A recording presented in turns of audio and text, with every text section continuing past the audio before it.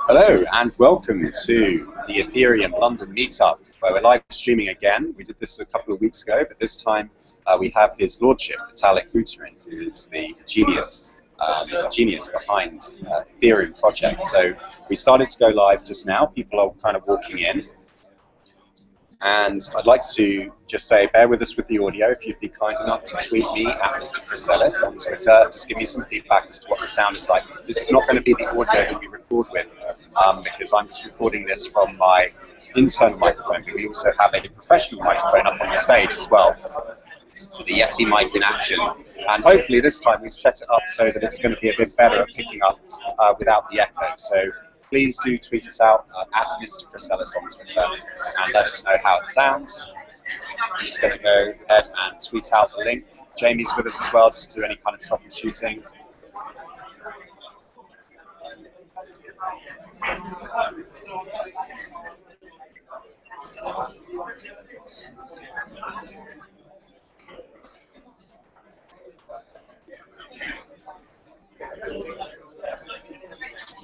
Yeah, I just tweeted it out now, Chris. Great, thank you.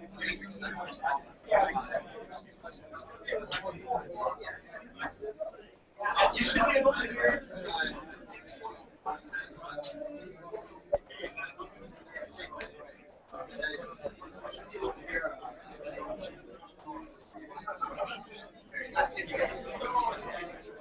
It's quite dark in here this time. We have less light than we did before. But this is absolutely packed out. We are at the Barclays Accelerator in London, and this is sellout. They actually had to do a waiting list, which they don't usually have to do at these meetups. I think it's the power of Vitalik that's drawing in the crowds. Everyone's anticipating what he's going to say. It's a great little promotional video as well. They run at these meetups. Yeah, that looks like my backyard. Yeah. This is Stefan Tual here as well with the microphone.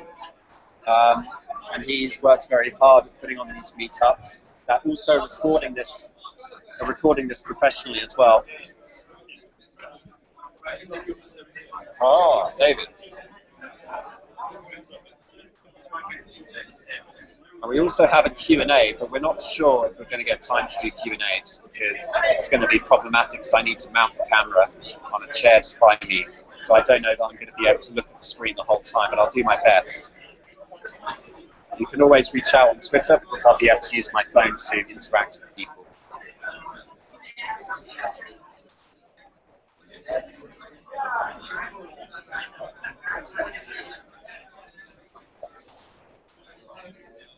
Okay, I'm just going to switch and mount the camera now.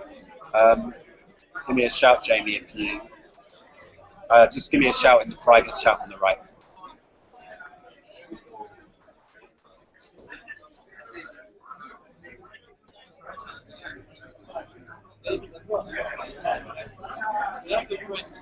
Well, while Chris is moving that, I just want to send out a thank you to all our viewers. We've had some tremendous support lately, and Chris McCready, too, and his company have donated money to the network to support us and to keep us going further. And if you have a company or something that would like to support the World Crypto Network, we could sure use the money so we can continue to bring you things like this. Right now we're collecting like $9 here and $9 there. Chris collected just to get the money for the train ticket to go to this event so he could bring in the live stream. So we appreciate every Satoshi. So, and that's all I'll say about bugging people about money, but we don't like to do that. But there are opportunities. And also, I still haven't heard back from James Bang in Hong Kong today. I certainly hope he is safe. The last I talked to him was at 7:30 p.m. Hong Kong time, and he was on the train heading towards the protest, and he had said at that time he wanted to try to just not identify himself as one side or the other, and was going to just try to go through and support the people as best as he could. But like I said, I haven't heard back from him since then, so I'm hoping to get an update, and I'll be sending out updates on Twitter if I do hear anything from him. And we will also be bringing you more of that too on the World Crypto Network. And if you do have news in your part of the world watching this, or would like something featured on the World Crypto Network, please contact one of us, and we'd be happy to work with you on getting your idea out, or maybe starting a show of your own or something like that. How are you doing there, Chris?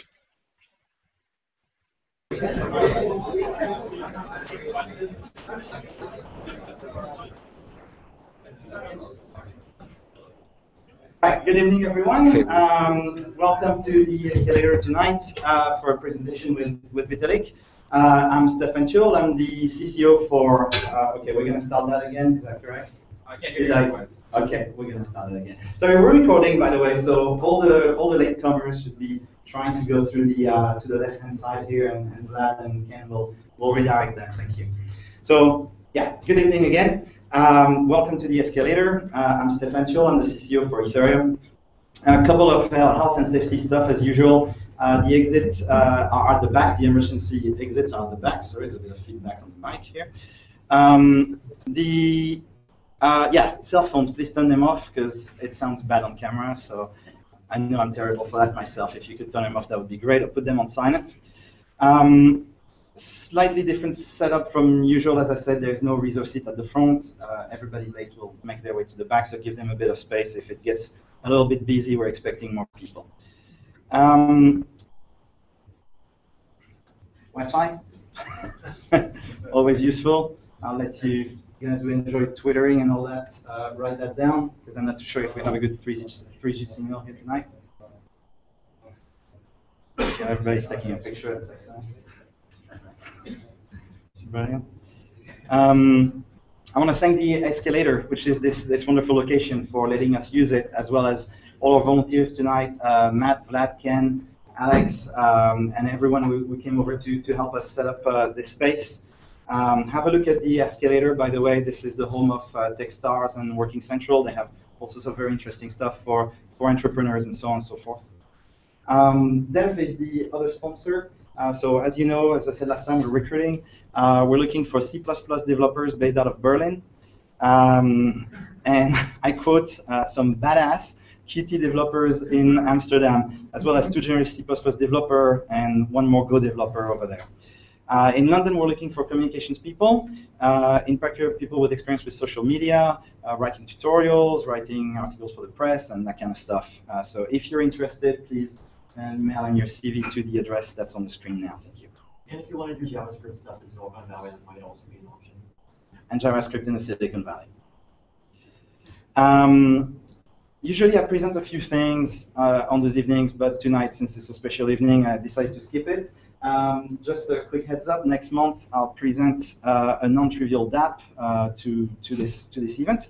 Probably going to be something like a decentralized eBay or a decentralized Uber, leveraging Ethereum to work absolutely without any web servers. It will be also a good place to learn how you can leverage alternatives to Swarm and Whisper until they're being fully developed.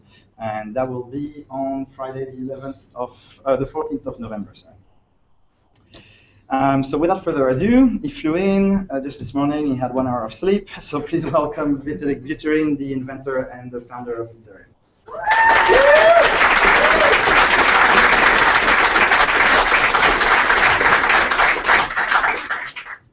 We really should build Jaded whatever development environment we're using. Because like coding movies in HTML is pretty ugly.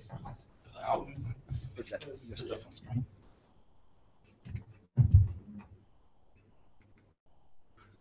Sure. Okay. So, and how do I advance and retreat? Spacebar. Okay. So it shows. Okay. So this is something similar to a presentation that I made at the Bitcoin Expo in Toronto about 6 months ago, but here I'm going to have a somewhat different emphasis. So, oh, what did I do? No, back. Sorry. So it's similar to a presentation that I made about 6 months ago in Toronto, but here I'm just shifting the emphasis somewhat. Probably going to focus less on the cryptography, more on the game theory and economics. But the general points that I've really started to appreciate more and more as I've come to spend more time developing all these consensus algorithms, scalability algorithms, things on top of cryptoeconomic protocols over the past 6 to 12 months is basically that there's actually a lot of connections between what we're doing with cryptocurrency from an economic standpoint and things that people, societies, economies have been doing really for more than 10,000 years. So basically, we often like to say that Bitcoin is this fundamentally new economic paradigm. It's this next step in human evolution, and obviously cryptocurrency is supposed to replace fiat money like completely and all that. And we've got self-executing contracts and decentralized autonomous corporations and Skynet and so forth. But the point is that all of these constructs that we have, actually pretty much none of them are completely new. Pretty much every single thing on this list, I would even say including decentralized autonomous corporations, is something that's existed in some form, in an economically equivalent form, in some fashion for a really long time. It's just that the difference is this time we're doing it on top of technology. So to start off, the way I'm going to do the first half of the presentation is basically I'm going to seemingly haphazardly introduce a few interesting and random concepts from game theory and economics. So first one, if you've done any game theory, if you have done any game theory at all, chances are the single bit of game theory you've done is looking at this chart. Prisoner's dilemma. So this sort of almost founding thought experiment of game theory is that if you imagine a situation where you have two prisoners, and each of those prisoners has the opportunity to either basically speak out as a witness against the other prisoner, or say nothing. Now the idea is that if they both say nothing, then chances are they're going to go free. But if they both speak out against each other, then they're both guilty. Each one implicates the other. They're both guilty, and they're going to go to jail for some amount of time. But if one prisoner implicates the second prisoner, and the second prisoner keeps quiet about the first prisoner, then the prisoner who spoke out first of all, he's not going to go to jail because there's no evidence against him, and second, he might actually get an extra reward on top of that. So the point is that the other prisoner is going to go to jail for a really long time. So the point of this sort of thought experiment is that there is this sort of fundamental strain in game theory between this idea of what's individually rational and what's collectively rational. So from the point of view of each individual prisoner, you want to rat the other guy out because, first of all, if you don't get implicated, then you get a reward. And if the other guy doesn't implicate you, then if you rat the other guy out as well, then you're going to get a bit of leniency for that. So from your point of view, ratting the other prisoner out is always a good choice. But from a collective standpoint, if the two prisoners rat each other out, then they're both collectively worse off than if they had both kept quiet.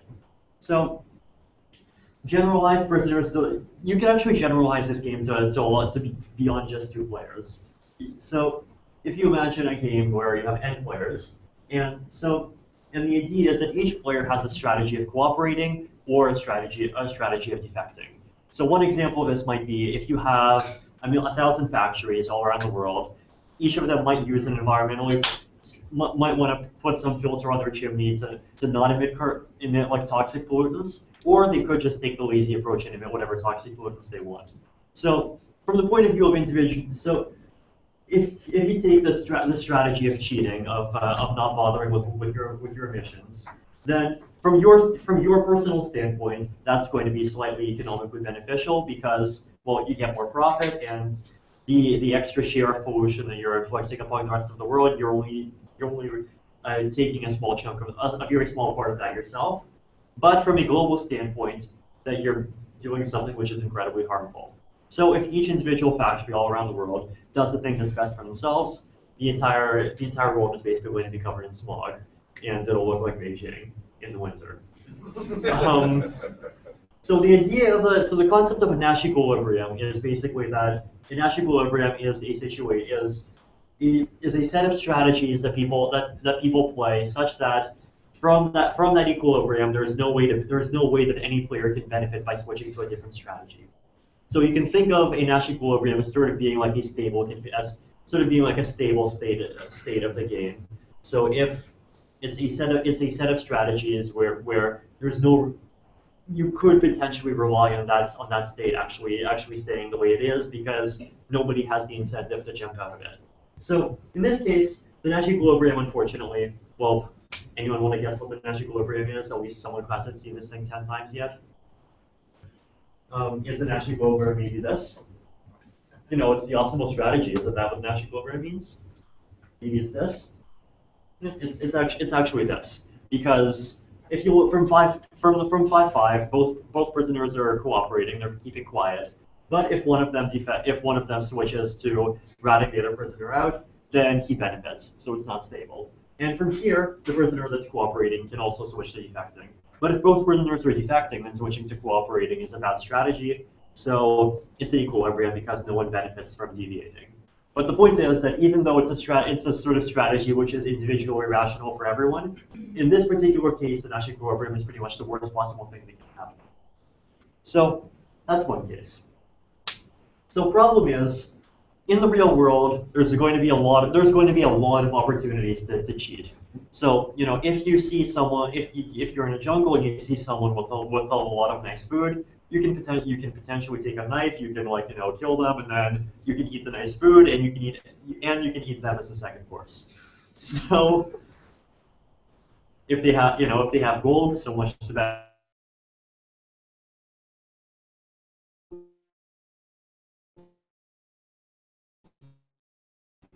In a way that's individually rational in this sort of narrow context.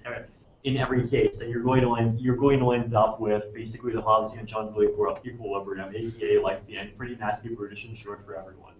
So, on the other hand, however, we have survived, and we seem to be in a technologically advanced society, hopefully. So, how do we get out? So, one approach in where a society can get out of those kinds of Nash equilibrium is basically to have a punishment process. So, the idea is that if, let's say I'm going around, I see that you have a lot of food, and I take the knife, I kill you, and I eat your food, and I eat you as a second course.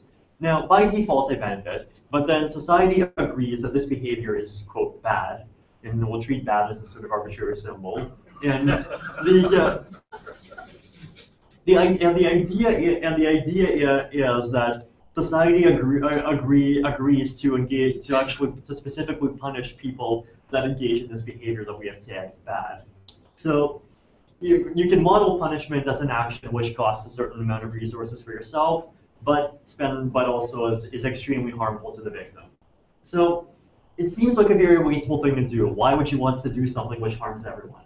But the point of punishment is that it changes the incentives. So if you look at the previous chart and you sort of add these punishments to it, then you can see how instead of my individual calculation being, well, okay, either I go on my merry way or I kill this guy and I get his food. Now it's either I go on my merry way or I kill this guy and I get his food, but then I get a whole bunch of other nasty consequences coming for me afterwards. So given that if there is an expectation that there will be punishment, that changes the incentive for defecting, and therefore people are no longer going to defect, and therefore the whole thing actually improves everyone's welfare altogether. Problem is, what's the incentive to punish? So that's, why would anyone do this sort of minus 0.5, minus 5 behavior? Why would you want to sacrifice half a point of utility? So the solution that, once again, people have come up with is this idea that we basically make punishment mandatory. So we say that if you do not participate in the process of punishment, then you yourself become an outlaw, and you yourself are subject to punishment. So, in this sort of caveman example, we can imagine the society having some rule that, let's say you got 30 people, let's say you got 365 people in this tribe. Each of them gets assigned a day of the year, and on some day of the year, on your day of the year, if someone does something bad, then you're required to punish them, and if you don't, then the next day you get punished yourself, and that sort of works.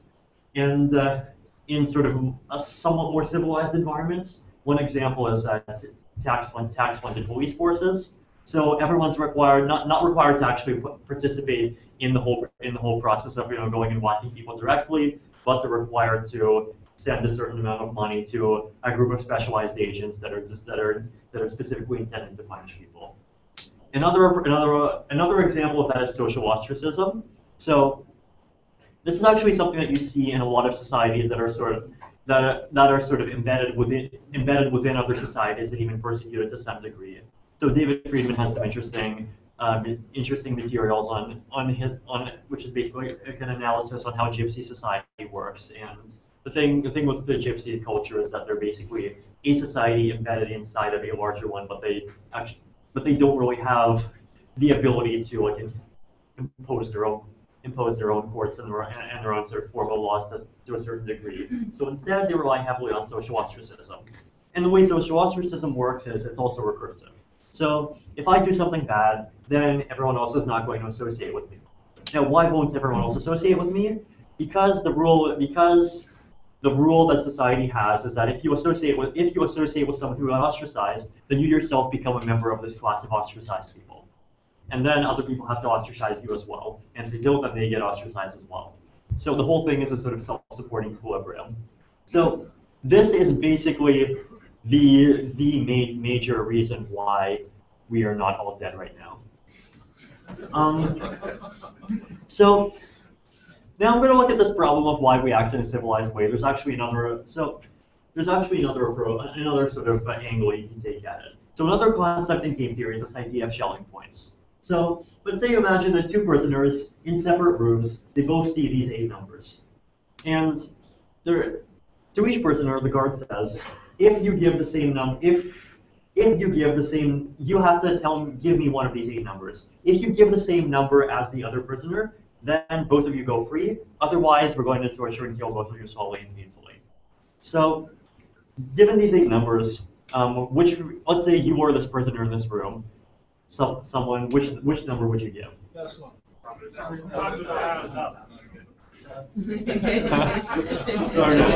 So I see a lot of votes. I see a lot of votes for 100,000. Can anyone say why you decided to pick 100,000?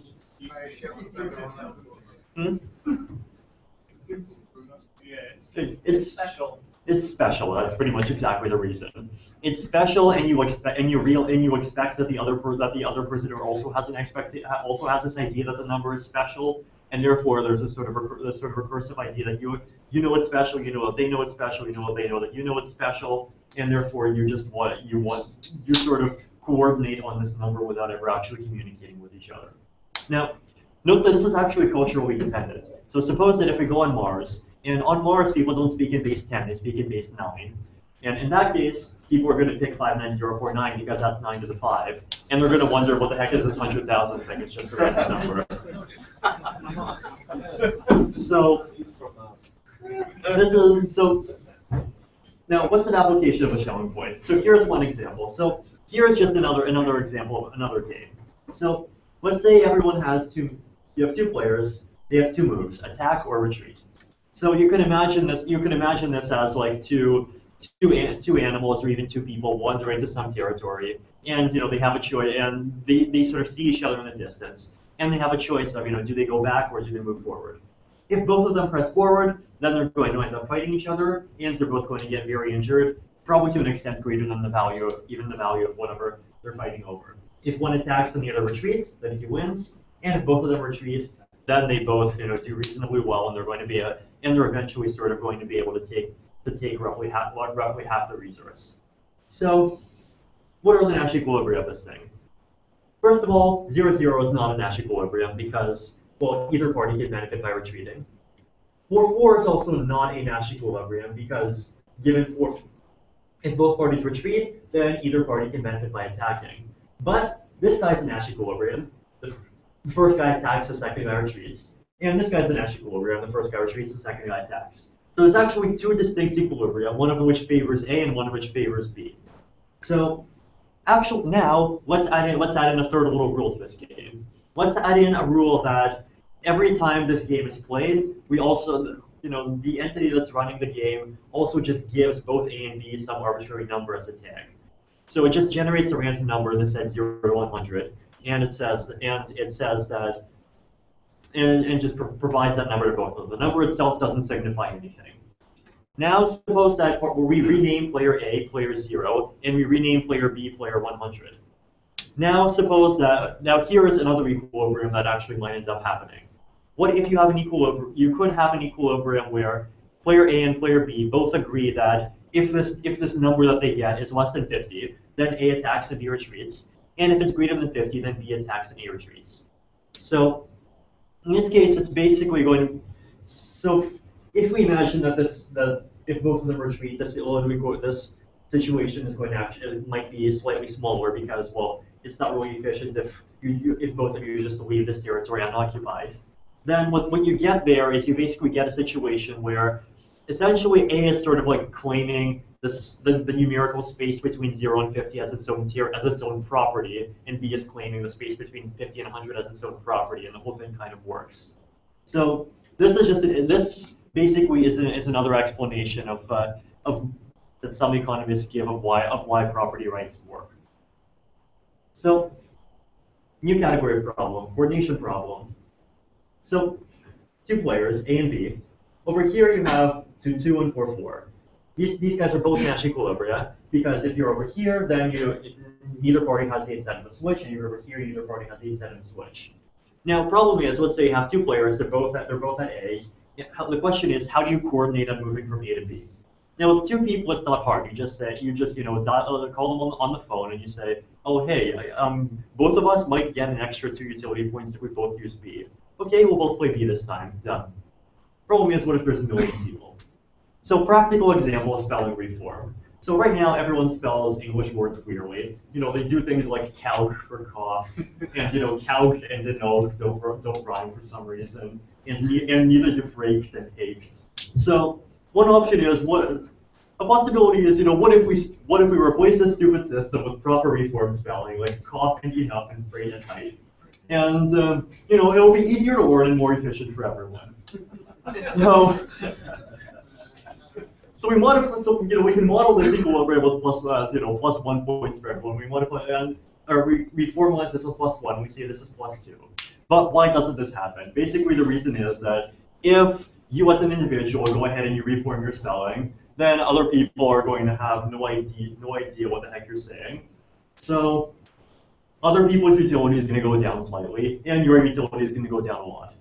And now, notice that it's a different situation from the sort of prisoner's dilemma factories polluting situation, right? Because there, when you had 1,000 factories polluting, we also had this idea that if everyone did B rather than A, then things would be better. But each individual has the incentive to do A rather than B.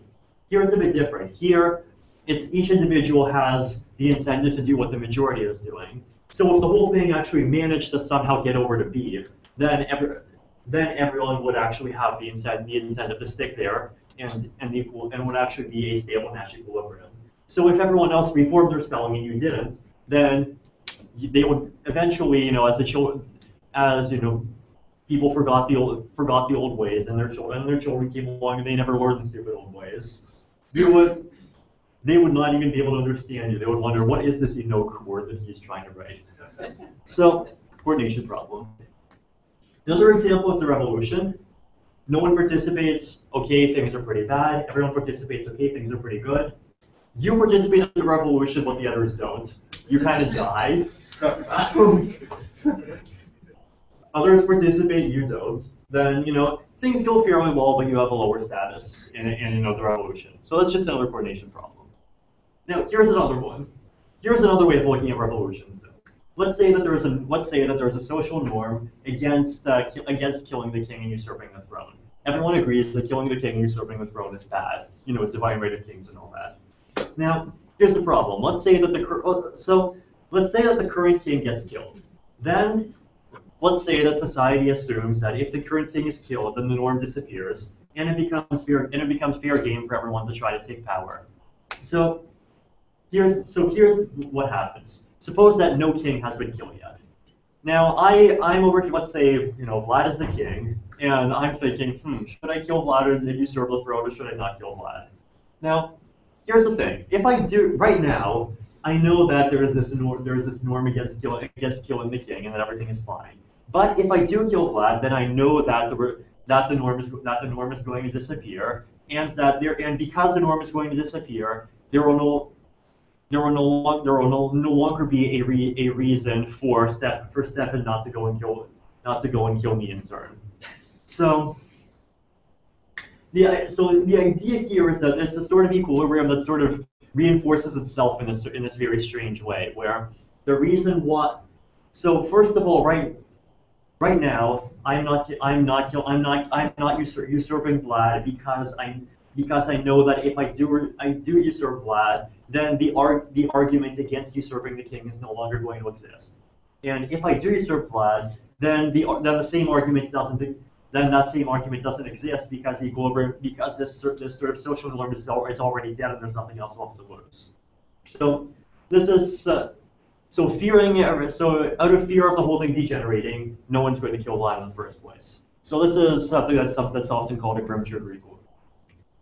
Now, completely different tangent, down to rationality. So this is so in all of these models, we simply assume that people want the thing that gives them the highest score.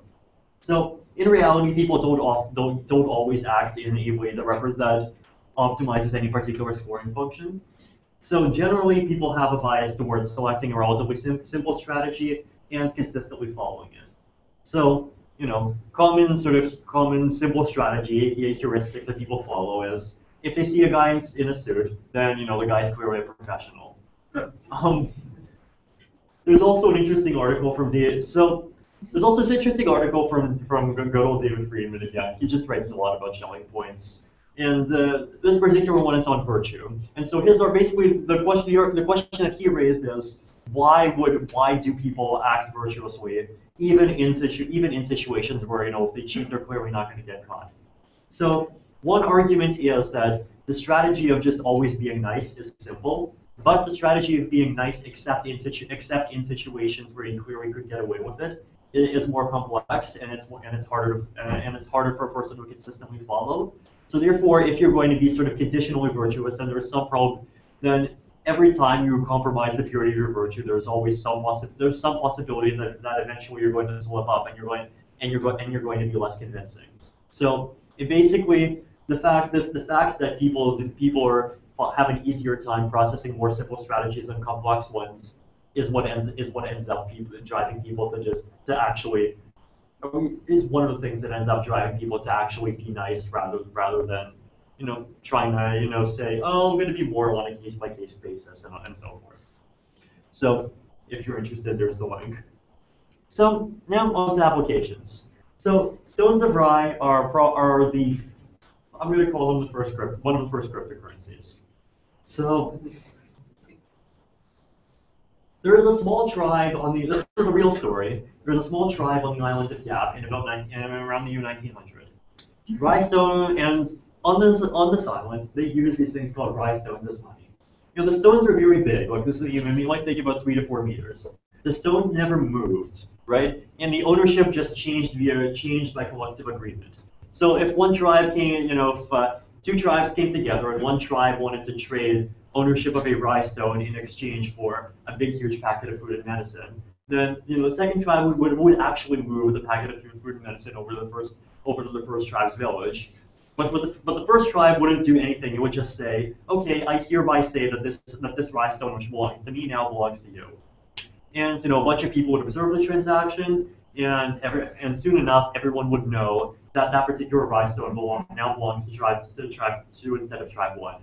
Now, if tribe 1 tries to use that rye-stone again, then then people are going to say, hey guys, are you crazy? You gave the rye-stone to tribe 2 already. Now, as it turns out, this whole rhinestone system was actually incredibly robust. So as one example, at one point, some tribesmen managed to bring a rhinestone, or tried to bring a rhinestone from another island to the main island, but the boat sank and the stone dropped to the bottom of the ocean. Now, the stone was very large, and people knew that it existed, but no one knew exactly where it was, and no one knew how to find it. Even still, the stone had a market value. Another example, at one point, the Germans invaded this island, and at first, they wanted these locals to do some work for them. So initially, the locals refused. Then, what the Germans did was they got up to the stones, and they just drew an X on on some of the stones with a marker, and then they said, we have taken your stones. Now we're holding them for ransom. Do some work for us. So these people on the island of Gap basically capitulated and ended up doing the work that the Germans wanted. And at the end of the day, the Germans went ahead and they scrubbed off the X with a marker, and they left. Transaction complete. So basically, these people, they valued the integrity of their financial system so much that they were willing to let their entire tribe get extorted for it. So that has some interest. That sounds stupid to some degree, but that actually has some interesting parallels that I'm going to get back to later. So here's another interesting one. Most people don't really think about this, but markets are actually also a recursive punishment system. So this is just another. People often ask, why does a Bitcoin have value? Or why does a dollar have value? So let's assume that there's a default strategy, a cooperative strategy, which is that you act as if a dollar is worth some amount. Now, first, there's two ways to defect from that strategy. One strategy is to act as if a dollar is worth less than that. But the problem is, if you do that, and you act as if a dollar, actually these should be flipped. If you act as if a dollar is worth more than that, then you end up working too hard, and you're not really willing to spend your dollar. So you work harder, you enjoy less products and services, and you're worse off. Option two, you undervalue the dollar. If you undervalue the dollar, then you get another problem, which is you spend stuff too quickly and you exhaust all your money before you see the best possible options for spending it. So why do both of these things happen? Both of those consequences occur because people value a dollar, because other people are valuing a dollar at that particular amount. So if instead other people valued a dollar at 10x, then the optimal strategy would be for you to value a dollar at the same price as them. So this is just another model for understanding why things that have zero intrinsic value end up actually having a value. It's basically, the market's punishing you, invisible fist and all that. Reputation, also an interesting thing to analyze. So we have this idea in society that doing certain things increases your reputation. So one incentive that people have is they have the incentive to trust reputable people more. So there's actually two reasons why I want to do that. The first reason is more obvious, which is if someone's reputable, they have an established pattern of being nice, and so you think that they're more likely to actually be nice next time. The second reason is sort of a more game theoretical one, which is that if someone has a valuable reputation, then because of that they have more to lose if they get caught cheating you, and therefore they have a stronger incentive not to cheat you, and therefore because of that you should trust them more. So the interesting thing with that argument is that particular argument that actually works with any set of rules. So in our society, we have this rule that that you become reputable if you do things like donating to charity, volunteering, being involved in cool open source projects, etc. In some other society, you could have a system where people are assumed to be reputable if they are good at gathering large collections of paperclips in their house. Now, if the society has this rule, the whole thing would actually still work, because if you have a large collection of paperclips in your house, then you have a higher reputation, you have more to lose, and people have more incentive to trust you. So the whole thing just sort of maintains itself. So obviously, the second example in this case is a lot flimsier than the first, because part of the purpose of reputation is that it's a predictable is that it shows that someone has a predictable pattern of behaving in a certain way, whereas the paperclip example relies purely on the sort of game theoretic more to lose arguments. But the point is that both of them apply to some extent. Last example, courts. So what is a court? Basically, it's a sort of hierarchical system of increasing attention on some particular dispute. So by default, people are peaceful, they go about their business. You can think of that as being low attention. In the case of a dispute, if you have a dispute with someone, then you might go to court. And if you go to court, then basically society places a medium amount of attention on investigating the situation and figuring out who's actually right. If the debate is hotly contested, then it goes into higher court and eventually Supreme Court, and that's high attention. So that's basically one model of roughly how court works and what the value of it is. Cases that are large and important get more attention, and cases that are very small, cases that are easily resolvable get low attention. And in some cases, the threat of attention deters things from happening in the first place. Another problem that courts solve is how do you obtain an estimate of what a community norm is? One option is to escalate things to a Supreme Court. Another option is you just pick 12 random people, and chances are they're going to roughly represent the average. This is called a jury. So, however, this is not so much courts. This is a general problem of law enforcement, which is this is a somewhat mathematical argument, but problem is basically crime is not going to go below, it's never going to go to, or malfeasance in general is probably never going to go to exactly zero. Now, the reason is that the incentive to spend effort on trying to deter crime is basically proportional to how much effort, how much success you can get for every unit of effort. But the thing is, if the amount of crime is approaching zero, then the extra gains that you can get from expending large amounts of effort become very small as well. And if there is no crime, then no one would bother catching criminals, which makes no sense because if no one tries to catch criminals, then criminals are going to run rampant because no one's going to catch them. So the problem is it's like one of those hog-dove situations. Depending on the amount of enforcement, there's going to be some level of bad activity, and that level is unfortunately going to be greater than zero. Hopefully very small, but greater than zero just about every case. So now's the part where it gets actually to a cryptocurrency stuff. So blockchains, first of all, what is a blockchain? It's a distributed database. So a distributed database has a state. It has meaning assigned to the state, and it has a state transition rule. State transition rule is basically a rule for how the state updates itself. So you go the basic formula is you take a state, you take a transaction, and applying the transaction to the state either gives you a new state or it tells you that the transaction is invalid in the context of that state. So just to show how this works, provide an example, Bitcoin. So the state is a bunch of accounts and their balances. Now I know in reality it uses this widespread transaction output system, which in my opinion is stupider than a balance-based system. So we're going to pretend it's a balance-based system. So that's the state. It's a key value map of address to numbers. Now what's the meaning of this state? The meaning is that the balance represents currency units. If there is a number, of 1.5 million or 150 million beside your address, it means you have 1.5 BTC. Now what's the state transition rule? Well, if the state has has some number beside your address, and that number is greater than the amount that you're trying to send, then the state transition rule is that in the next state, your balance is going to get subtracted by the amount you want to send, and the recipient's balance is going to get added by the amount you want to send. So basically, that's basically the definition of a currency. First of all, it's a thing which follows the law of conservation of total value, or at least in the case of transactions, and it's a system where you need people's consent in order to negatively affect their balances. So I'd argue that basically something that follows those two rules is a currency. So that's one example of how to use a blockchain. You use it to store balances. Another example is Namecoin. So Namecoin basically tries to apply blockchain technology to domain name registration.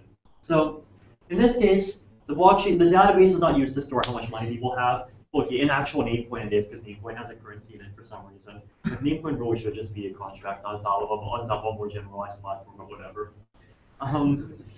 So Namecoin, in the simplified version, the database is, okay, you have domain names. You have Google, in Namepoint's case, the 3-letter domain is .bit.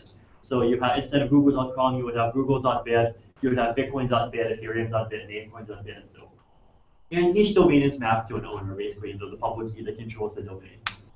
The meaning of the database is that if I want to access a website, then I can ask the Namepoint blockchain what IP address I should query.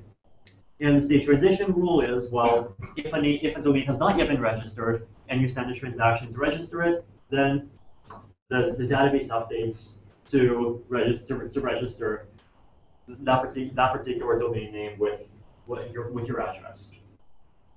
Land registry is another example. So land registries, they map basically coordinates, or realistically squares or polygons of land on Earth to owners.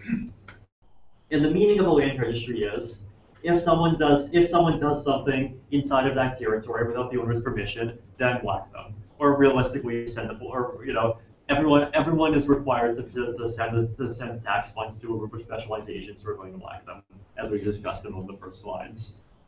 And what is the state transition rule? That's going to be a bit complicated, and it depends on whether you want to build it, what kinds of title transfers you want to build in. Do you want to build in rental? Do you want to build in property taxes? Do you want to build in eminent domain? Whatever you build, it depends. It could potentially get complicated. So, what is a blockchain from a technical standpoint? It's a series of blocks. Every block contains a hash of the previous block, so every block points to the previous block. And there's a scoring function on blocks, at least in a sort of proof of work case. So you can think of the score of the genesis as being 0, and the score of any block is the score of the parent plus the amount of work, computational work that was put in to create the block.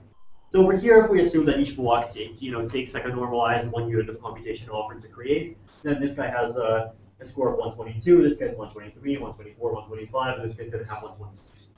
And the current state of the system is assumed to be the block with the highest score. Now, blocks are created through computational effort. They're created through this process called mining. Now, what is mining? Miners basically spend computational effort producing blocks, and they get rewarded. And if they produce a block successfully, they get 25 BTC. Now, the point is that mining is a game. Miners have the option to either not mine, in which case, for sometimes not mining is the optimal strategy. So right now, if you have anything other than one of those crazy ASICs that are being created in Shenzhen, your optimal strategy might not be to mine at all. But if we assume that the mining system is fair, then for most people, it's more profitable to mine than not to mine.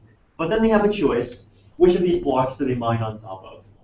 And if they mine on top of one of these blocks, do they want to create a valid block, or do they want to create an invalid block that somehow benefits them? So, 4 ways to deviate. One way is to create a block that includes an invalid transaction that gives the miner some extra Bitcoin. Another option is send out the block, not bother with adding proof of work on it. Save electricity. Why not? It's environmentally friendly. Third option, if there's another invalid block that favors them, they can mine on top of that invalid block. And the fourth option is they mine on top of a block that's valid, but that's suboptimally scoring. So one example is that suppose that in chain 122, or in block 122, I have 200 Bitcoins. In 123, I send 100 Bitcoins to an exchange, and that exchange gives me 20 million Dogecoins. Now, okay, I have 20 million Dogecoins, 124, 125. Now, here's the problem, here's the situation. So in 122, I had 200 Bitcoins. In 126, I'm down to 100 Bitcoins. But here's what I can do. I can create a block 123 such that that version of block 123 does not include the transaction fee sending the Bitcoins to the exchange. And instead, it's going to include a transaction sending those same Bitcoins to a new account controlled by myself. So in 123, I have 200 Bitcoins. Now, why would I want to mine on 120? Why do I want to mine 123? Why do I want to support 123? Because if the 123 chain wins, then I get all my Bitcoins back. And because Dogecoin is in a separate chain, I still have my Dogecoins, so it's a win-win. Except obviously for the exchange, and for the exchange it's a lose-lose, but who cares, it's an exchange. Hopefully not Cox. So why would any miner that buys a bunch of Dogecoins on an exchange not want to do this? Basically, why would a miner act honestly? There's clearly a large incentive to act dishonestly here. So the problem is, if you create an invalid block, then other miners are not going to mine on the block. Why aren't other miners going to mine on the block? Because there is a rule, which is that a block that depends on an invalid block. So it's either a block on top of an invalid block or a block on top of a block on top of an invalid block. Those blocks are also invalid. And we just set that as a rule, and we define it that way. And miners don't want to produce invalid blocks. Why don't miners want to produce invalid blocks? Because if they produce invalid blocks, then other miners will not mine on it. And the reason they don't want to mine on it is because they don't want to produce invalid blocks. So to some extent, it's a circular argument, but really, it's a self-reinforcing Nash equilibrium. It's a recursive punishment system. So basically, the same game theory that is the reason why you're still alive is also the reason why the Bitcoin blockchain is still alive. Now, there's also similar logic for blocks that have a low score. So in this case, this block is going to give me an extra 100 Bitcoins, but if I mine on it, then other miners are not going to want to mine on it. The reason is that if they create a block 124 on top of my 123, then other miners are not going to mine 120. Other miners are still going to prefer mining on top of 126 because it's longer. So basically, the problem is that, so theoretically, it is possible that every single miner at the same time is going to switch over from mining here to mining on here. But the idea is that requires cooperation from so many people at the same time, it's just not going to happen. So this sort of fuzzy idea that that it's the whole thing is the whole system relies on a large group of people not being able to coordinate. I've described that as saying that that consensus algorithms rely on market failure as a security assumption. So that's something I'll go into a bit more detail. It's there's actually a couple interesting subtleties if you go into that a bit further. But in any case, so here's another question. Okay, we know why miners mine on the main chain. Why do users care about the main chain? Why do users care about the chain that has? Why do users care about this? Why do users assign a value of 380 USD to each Bitcoin on this chain, but a value of like 0 USD to each Bitcoin on this chain? Why can't it be the other way around? Why can't people assign the value to the chain that has the largest number of hashes that are prime numbers? So it sounds like basically answer one is it's a Schelling point, which basically means that okay, everyone does have the expectation that they value this at 380 and this at 0. And if you personally value this at 340 and this at 40, then guess what? You're going to end up buying up a lot of points here, but all that hard work is going to be wasted because you're going to get a bunch of points that are going to be that nobody else will accept. And over here, if you value the points here at 340, then your chances are going to sell all your coins and you're going to lose some money here. So basically, having valuations for things that are not consistent with everyone else's valuations is a losing game for you. Now, that's one reason. Now, there's also another argument, which is, now saying it's a Schelling point, it's actually a bit stronger than a Schelling point. The reason is that why are coins here more valuable than the coins on the chain with the largest quantity of prime numbers? And the basic reason is that if you look at coins that are on the longest chain, then if you look at that as a currency system, that is basically maximally difficult to attack. So miners are going to, it's maximally difficult for an attacker to start from 122 and make a big huge chain that overtakes 126. On the other hand, if you care about the chain that has the largest number of prime numbers, well, miners don't particularly care about that, and so it's going to be relatively easy to double spend it. Now, of course, the interesting thing is that argument is sort of like both of those equilibria kind of depend on each other. So it kind of like the point is that when you successfully mine a block, you don't just gain 25 BTC as an abstract thing. You gain 25 BTC in the block that you mine. So theoretically, it is kind of possible that both of those equilibria are going to be different, and people accept that the valuable chain is a chain that has the largest number of blocks with prime numbers in it, and miners try to mine on that chain. In which case, it actually is going to be the hardest one to attack. So why is it this way and not that way? In part, it's a Schelling point argument, and in part, it's because it's just simpler. So moving on a bit further. So another random aside, this concept of smart contracts. So in a regular contract, I agree to give you $300 if you perform task X.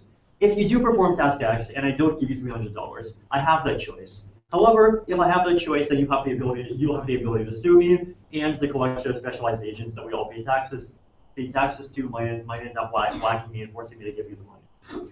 Now, there's also this other approach, which is smart contracts. So here it's a different paradigm. It's I put $300 into a box, and those $300 are automatically assigned to you if you do X. So in order to see an example of how that might actually be verifiable, imagine an imagine doing X as solving some math problem. Let's say providing a number which satisfies some particular mathematical property. So it's hard to find the number, but if you do find the number, it's easy to check. So what you can do is you can create an Ethereum contract which actually does the checking, and if it finds a valid solution, it would automatically send the funds over. Now, from a philosophical standpoint, what did we just do here? Basically, what we've done is we've created a cryptographic system that controls an internal some internal asset, and that internal asset has emergent value. It has no intrinsic value; it only has value because we care about it. And this idea of a consensus system creating this sort of scarce asset provides a sort of door from the world of cryptography into the real world. It's if you imagine some of those movies where you have viruses inside of computers and then some magic portal appears and those viruses can leave the computer and actually start wreaking havoc in New York. I don't know if any such movie actually exists, but something like it should. That's basically roughly kind of what this is. Like basically, as soon as you have a decentralized consensus framework that controls an internal asset and there's this valuation equilibrium where people care about it, as soon as that happens, the crypto system has the ability to have real world consequences, even though by itself it's just a crypto system. It's just a bunch of numbers. So the idea is that what happens here is that we are basically saying is that you are basically making the statement, I hereby give $300 to open bracket you if you solve the problem, otherwise myself, close bracket. And so you can think of it. So first of all, if you think about it from the point of view of the rhinestones, in the case of the rhinestones, you can say I hereby give this rhinestone to you, and then everyone accepts that the rhinestone belongs to you. Here, what I'm saying is I give $300 to open bracket you if you solve the math problem, otherwise myself, close bracket. And you could imagine this being done in the context of this rhinestone community, but it seems, and you could imagine that if you solve the math problem, then without further involvement from myself, if you solve the math problem, then the community consensus is going to be that the rhinestone actually belongs to you, and if you don't solve the math problem, then the community consensus is going to be that the rhinestone still belongs to me. So here what we have is we're basically taking that exact same paradigm and we're just using digital technology to formalize it and make it much more efficient, make it viable. Problem with smart contracts, how do you verify it? Obviously verifiability. So proving a theorem, pure math, extremely verifiable. Sometimes smart contracts might depend on some global fact. So you could have a derivative on the temperature of San Francisco, you could have a derivative on the price of a US dollar. You could have a bet on the population of China divided by the population of India squared. And the thing with all of those facts is that even though you can't cryptographically verify them directly, you can still roughly say that there's so many different sources of data that can potentially provide that information that you can basically construct protocols to put the data into the blockchain. You could do like 5n of 9 oracles, you could do shell and coin, there's a bunch of different ideas. But the place where smart contracts are hard is basically local facts. A fact that only 2 or 3 people in the world care about. In this case, did you wash my car? The ultimate local fact. There's not going to be like 9 different data sources from all around the world, Bloomberg and Google, and the U.S. government, providing an API for whether or not you washed my car. Maybe the NSA has an API for that, but unfortunately it's not public. So the idea is that we can enforce the rules, but without needing any kind of real-world enforcement by using crypto subsidies. And this idea can potentially have some applications that we don't really know exactly to what extent. So here's where we get into the fun part. So this is basically proof of an interesting sort of attack on a hypothetical attack on proof of work. So suppose that you have an Ethereum contract. The rules for the Ethereum contract are any miner can join, and when you join, you have to send a pretty large deposit into the contract. Now, while you have your deposit into the contract, you as a miner have to send shares. You have to send like basically like partially completed blocks that you mined into the contract, and the contract verifies those shares, and by doing so, the contract verifies that you're a miner and you actually have some amount of hash power. So then what happened? First of all, before 60% of the proof of work of the entire network joins, miners can send a specific transaction, they can leave at any time, and they can get their deposit back. But once it gets to 60%, the deposits are locked, and the only way everyone gets their deposits back is if a 20+ block fork in the block succeeds in the blockchain. So first of all, let's analyze this game theoretically. Let's say the contract just started. As a miner, do you want to join or do you not want to join? Let's say that first of all, there's no risk because you can leave at any time. And there's a possible reward, which is you can make a fork and that fork might end up being profitable. Might end up being profitable for you because you can use some money, you can buy some Dogecoin, you can reverse the transaction. Get Doge for free. Now, once the whole thing gets to 60%, the incentive to follow through is the deposit.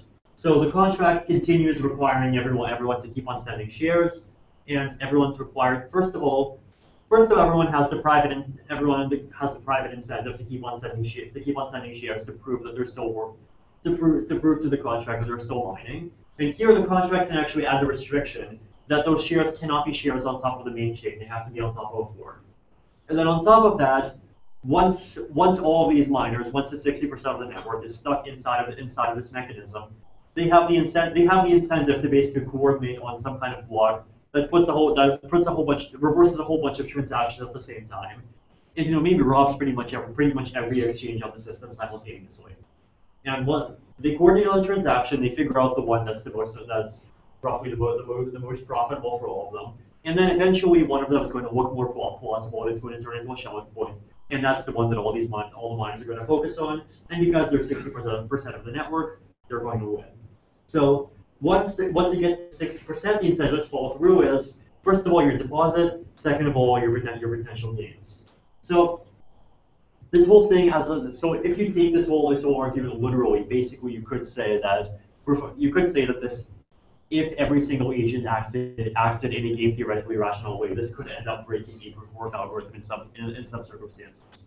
Now, question is, does it actually? Does the game theory actually say so? Or perhaps is there some other argument that we're missing? So basically what this is at first, it's just a general device for solving a coordination problem. Theoretically, you could sort of remove all this part about mining, and you could have a contract, maybe that you're going to need a lot of like specialized judges for it, but you could have a contract that says, okay, before 60 million people join, anyone can join at any time, and anyone can leave at any time. Once 60 million people join, everyone has to switch to using reform spelling. And if they don't switch to reform spelling after 60 million people join, then they lose their deposit. So basically, before 60 million people join, you have, joining is free, whatever. You have you put in a deposit, you have the ability to leave at any time. After 60 million people join, there's this sort of extra coercive mechanism that forces all the participants to switch over to the new system.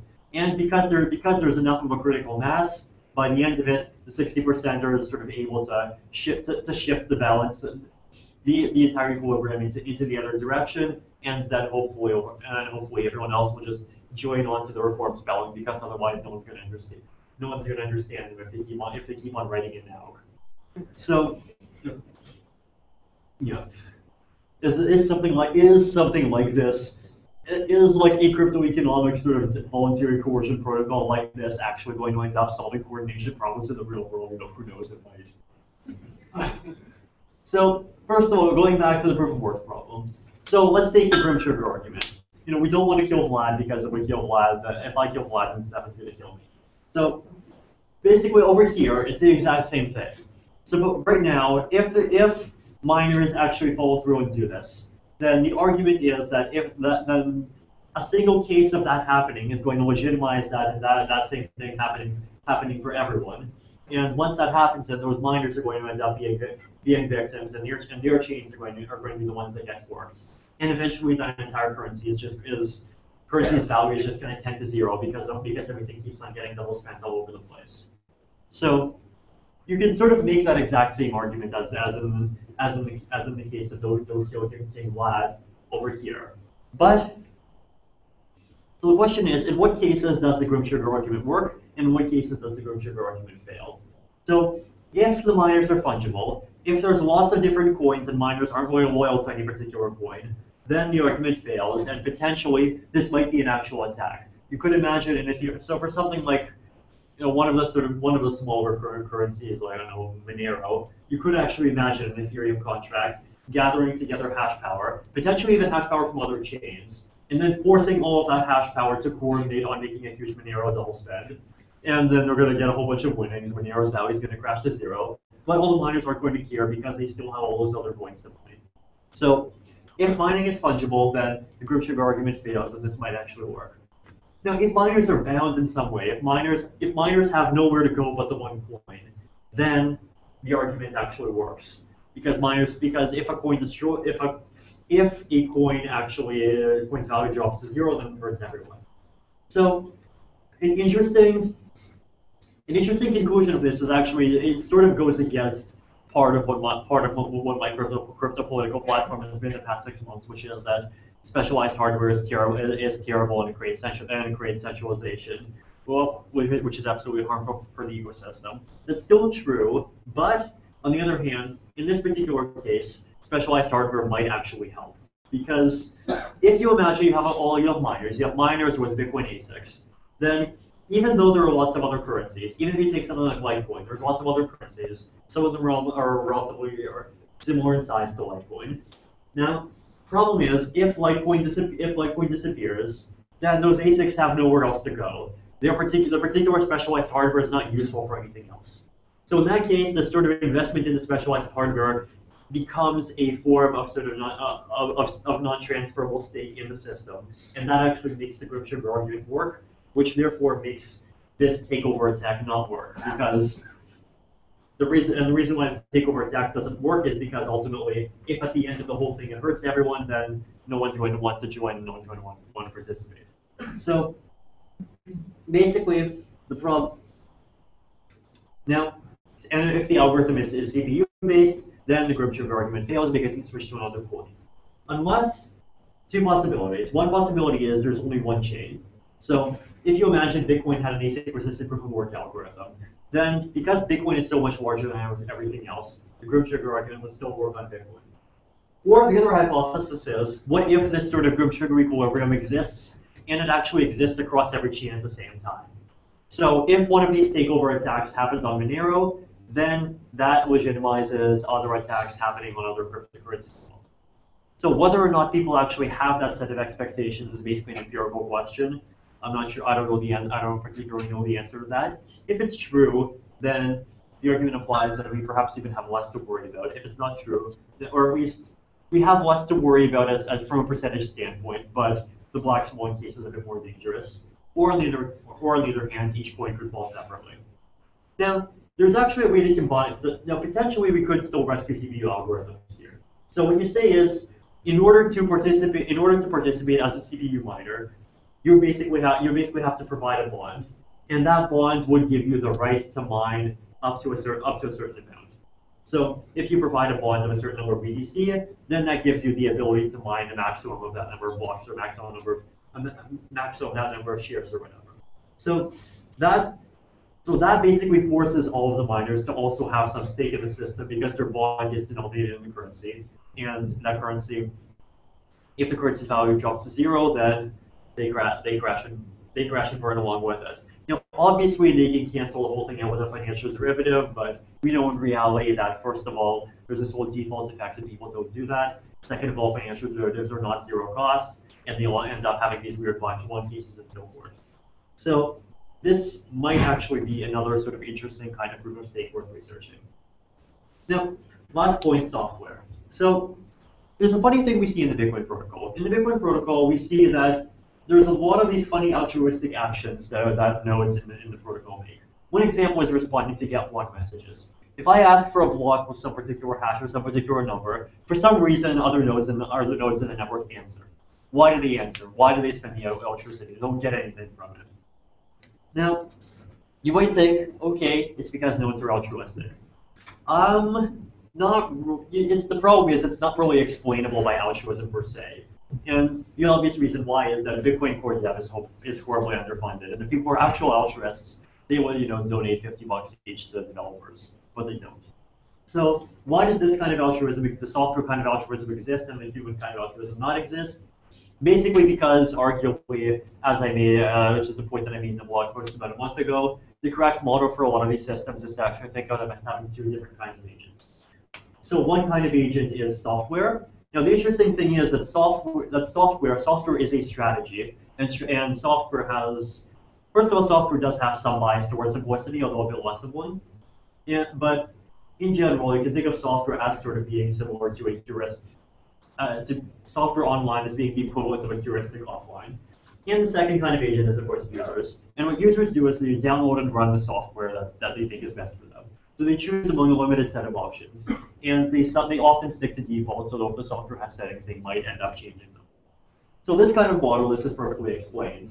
Because the software writers, they're relatively large entities, and so they have the incentive to build in altruistic behaviors into the clients, because once they build in those behaviors, like at least the 20% of the network that runs that particular client is going to have that behavior, and so that's a pretty large benefit, and they'll be able to benefit, and they'll sufficiently benefit from that gain to justify the cost. And users go along because, well, for them, the cost of those extra few hundred bytes of bandwidth and a few nanowatts of electricity is actually less than the cost of going in personally trying to figure out how the heck to compile a C++ program. So a model of defaults is the model that basically has friction. So the way friction works is the force of friction always counteracts motion, and the magnitude of friction, is in the physics case, it's this weird mu factor multiplied by the mass multiplied by the gravity. So one particular consequence is that potentially, a lot of people argue that there is only going to be one currency, and the reason is that larger currencies are superior to small currencies because they have more liquidity.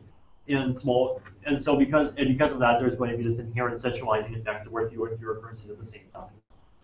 Problem is, from a software boundary rationality perspective, you can actually make the opposite argument, which is that software writers have the incentive to build in their own currencies, because if you control a currency, then you can use that currency to incentivize behavior inside of your protocol, and you can basically issue it at will. And the other thing is, obviously, you can like if you're issuing your own currency, you can sell it. So that's the point of view from a software writer standpoint. From a user standpoint, defaults are friction, and the friction of switching over the client in order to use Bitcoin or whatever the one world currency is supposed to be. Realistically, if there's one world currency, it'll probably just be something boring run by the UN. So the benefit of using the one world currency versus using the small token, which is basically the liquidity, is relatively small, and it's smaller than the friction. And so because of that, people just stick with the boring default, and we'll have thousands of currencies all over the place. So another interesting case, why not delete the FBI Silk Road wallet? So back when we were talking about, why did the people on the Gap Island respect the Germans putting a cross on all their yapstones?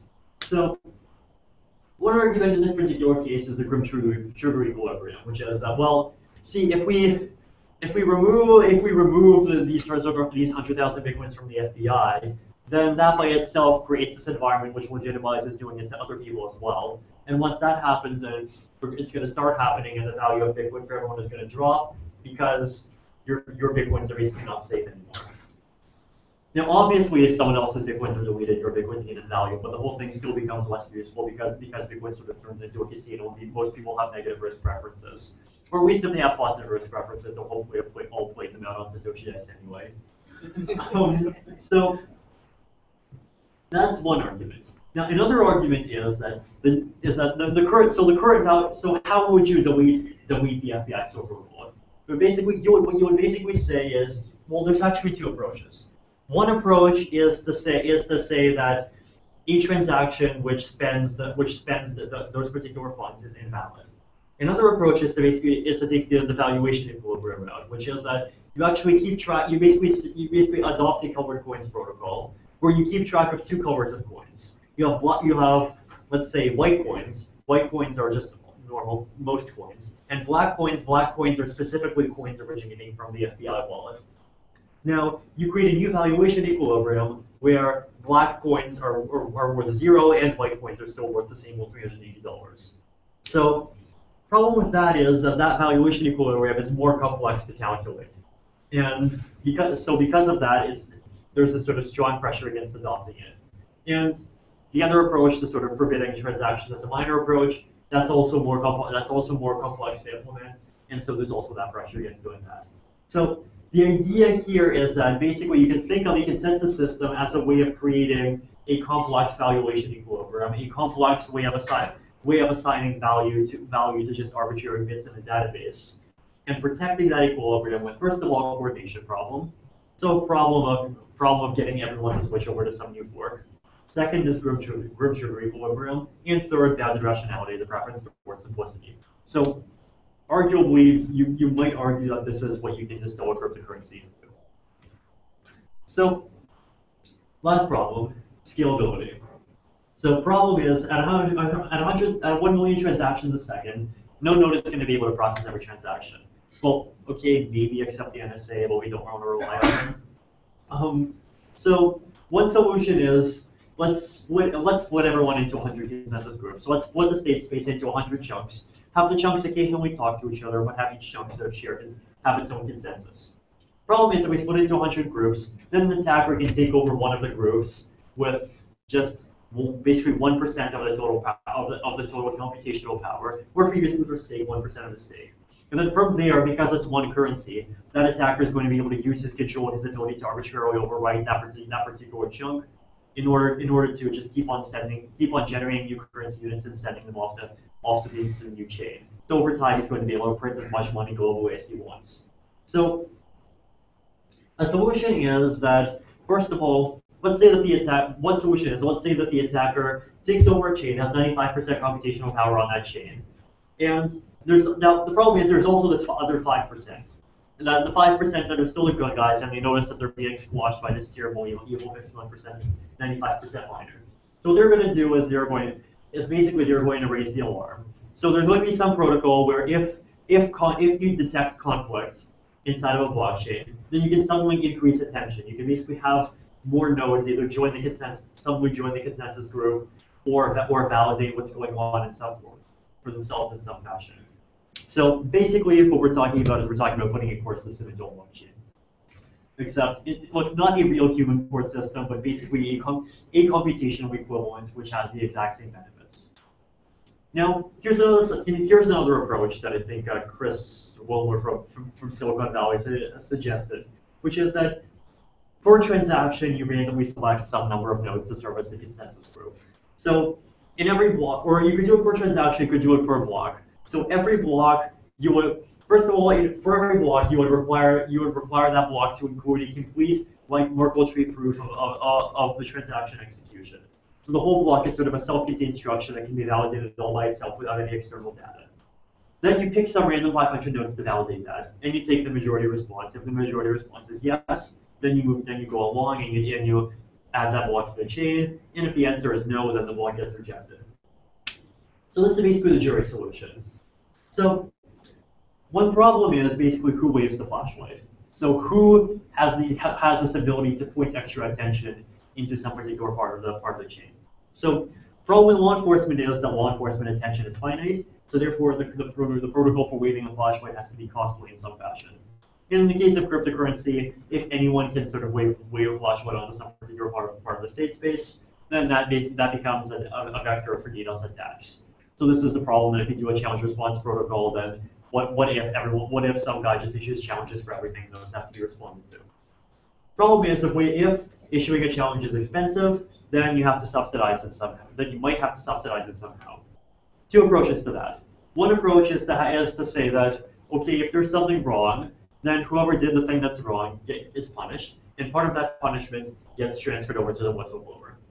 Another approach is a sort of privatization approach, which is that you realize that, okay, every single act of malfeasance is going to hurt someone, and if it hurts someone, then if someone is hurt, then they have the incentive to look out for themselves, and they have the incentive to blow the whistle, even if it costs them. So, first argument, problematic because it requires some protocol features. Second argument, problematic specifically because in the case of an inflation attack, there's no one particular person who is hurt an extreme large amount. Everyone else is sort of hurt slightly. So there might not be enough concentrated incentive to actually result in nodes publishing these challenges at cost. So this is a potential issue, one of the potential issues in scalability to worry about. Another problem is, well, if we look at a game theoretically, then as we mentioned in the third slide of the court system, the failure rate is going to have to end up being non-zero. Inside of a currency, that might potentially be fine. You know, if somebody steals $15 occasionally, whatever. Inside of a Turing-complete programming platform, that's a bit more difficult. The reason being that for any kind of large computation in Ethereum, there's no way to tell how much a particular computational step is worth. And if there's a long computation, there might always be an incentive to just make one tiny transaction, which makes what looks like one tiny change in the state. But in reality, that one tiny change in the state is actually reassigning the entire ownership of the contract of some particular really huge contract from its legitimate owner over to yourself. So in order to deal with the situations and in order to push the failure rate to basically close enough to zero to be exactly zero, the whole thing might depend on altruism to some extent. So, so as a conclusion, basically cryptoeconomic protocols, cryptocurrencies, blockchains are social protocols. That every single ingredient inside of these protocols exists in some fashion. They rely on coordination problems. They rely on this idea of this sort of valuation equilibrium where people have the incentive to value things at the same level as everyone else does. They rely on this idea of creating different Nash equilibria and trying to create a good one that's maximally stable. And now, why do we care about cryptocurrencies? Basically, the main benefits that we have are, first of all, because they're run by computers, because they're not run by humans, you have the ability to create these equilibria that are computationally complex. So in the example of the rhinestones, you know, what if potentially I could go to the island of Yap and say, I hereby grant this stone to you if and only if these three people assent to it within 72 hours, unless these 5 people say otherwise within 168. But that kind of rule and potentially even more complex ones are going to be too complicated for people to remember, and so that's why that's why basically the Yapstone people didn't go all the way into Ethereum mode. However, we have computers, and computers can do billions of computational steps, and so they can. And the other benefit is we have low-cost communication. We can talk to people all around the world, and we can interact with people at zero cost. We can talk to people in China. We can go talk to the guys in Shenzhen that are producing our Bitcoin ASIC miners, tell them nicely to stop. Then when they don't stop, we can communicate across the Atlantic and try and figure out proof of stake algorithms with Vlad. And it helps humanity move forward. That's basically our presentation.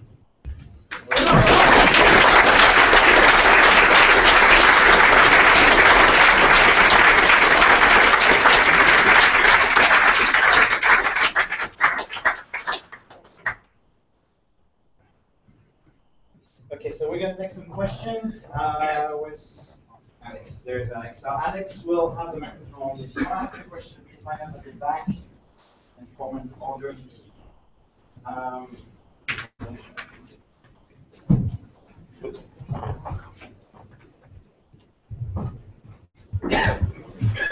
You can just stay around here.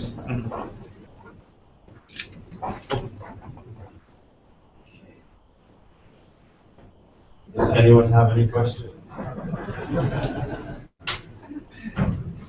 Don't be afraid of the Grimshaw equilibrium. Yeah, hi. Can you please explain your argument about how cryptocurrencies can overcome velocity and enable multiple currencies to exist fairly? Just back on that, please. Sure. So the arguments that I had there was basically the issue of that really there's this sort of friction effect, and there's this software-based bounded rationality effect, where if there is some small difference, even if you have currency A and you have currency B, and currency A is somewhat larger than B, and because of that A has somewhat higher liquidity, even still the difference between A and B can be so small in practice that people don't have the sufficient incentive to make the jump from one to the other. They don't really have the incentive. They don't really have particular incentive to care. And so the argument is that if, in the case of cryptocurrencies, if the software writers have the desire to keep on creating new currencies, and one major reason why you want to create new currencies is because if you control a currency, then you have the ability to use the currency to incentivize stuff. Then, if the software authors have that incentive, then guess what? We're going to have software that supports multiple currencies, and we're going to have multiple currencies. And I guess the important point is that actually, because we have all this technology, moving between different currencies seamlessly is becoming easier and easier. So potentially, like the main reason why I guess something like the euro, for example, made things in Europe simpler is because if people are traveling around, they don't need to have 10 different currencies anymore. But with computers and with smart wallets, having 2,000 different currencies in your smartphone is pretty trivial, and we can create apps to try and like optimize the experience for you, so it looks incredibly easy. So basically, the cost of multi-currency to the user are sufficiently low. The user has no incentive to care, and the benefits to software developers exist.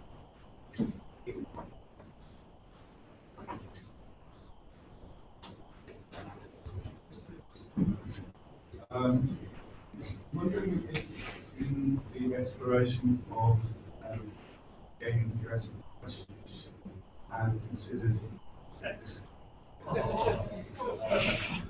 In another way, generation of diversity. Why a project like Ethereum might create singularity versus what you talked about, for instance, one currency may rule them all. Whereas when we look at the evolution, physical evolution, genetic evolution, it took a hell of a long time for sex evolved, large diversity of functional forms. When you look at the mathematics, it's been a while since I studied this, of generation of diversity. The creation of artificial islands, which would be species between locations, had very significant element of transfer of information to the mainland island, resulting in a single species. This is 1%.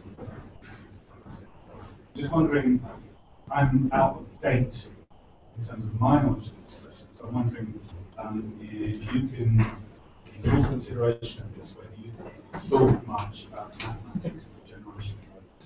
So in general, when you want to ask whether or not a particular analogy applies, but one way to do that is to try to formally model the analogy, formally model what you're trying to figure out, and try and see if the two formal models align with each other, right? So in the case of two species on two islands, and they suddenly meet with each other, the formal, you have this formal model where you have these species, each of which reproduce, and the two species simultaneously end up competing for certain kinds of resources. So the question is that also an accurate model to use in order to describe cryptographic platforms? So first of all, one major difference I suppose is that animals do not have the ability to just switch species. Animals do not have the ability to sort of convert from one species to another on a high liquidity exchange. But it's Viruses. yeah, viruses can. So maybe I guess in the case of what happens in the case of viruses? Does one dominate, or are there a whole bunch of them? Well, viruses actually mutate really quickly, so there's never really one species at all, is there? So, yeah, I'm really not sure.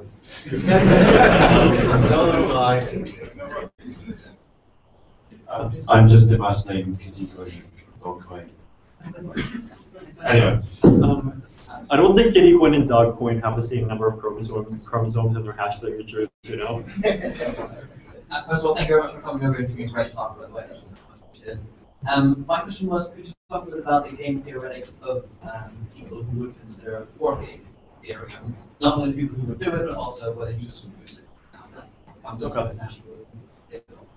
So, two kinds of forks. One kind of fork is where you start a fork of the blockchain from 100 blocks behind it, and you try to make that fork win like a double spend. And the second kind of fork being like an actual, where you actually sort of, it doesn't really have a sort of that kind of character to it. It's just another fork started from the Genesis block, and it tries to be its own currency. In that case, I suppose. So you have two different currencies, and you have the question of how much do you value one versus how much you value the other. So one argument I usually give, first of all, one argument I usually give for why Bitcoin is going to continue to be valuable, even if all these new platforms come up and they're all much better, is it's also basically it's a Grim Trigger showing point argument, basically. The idea is that if Bitcoin is at the top, then Bitcoin is at the top, that's fine. But if Bitcoin loses first place to some other coin, then that itself removes the norm that Bitcoin is going to be at the top. And therefore, the second coin is going to be much more likely to lose to some third coin, and so forth.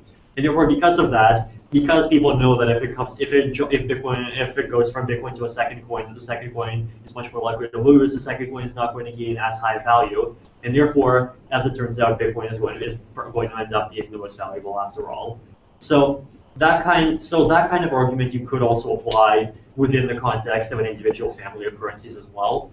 So you could imagine, like, you know, if someone We'll use an unaffiliated one as an example. If there exists BitShares X, and if someone says, okay, I'm going to create BitShares Y, and it's going to get released, then the problem is that BitShares X has this sort of showing point one quality to it, which is that it's the first, right? But if someone releases BitShares Y, then someone else is going to release BitShares Z, BitShares AA, BitShares AB, BitShares AC, and so forth.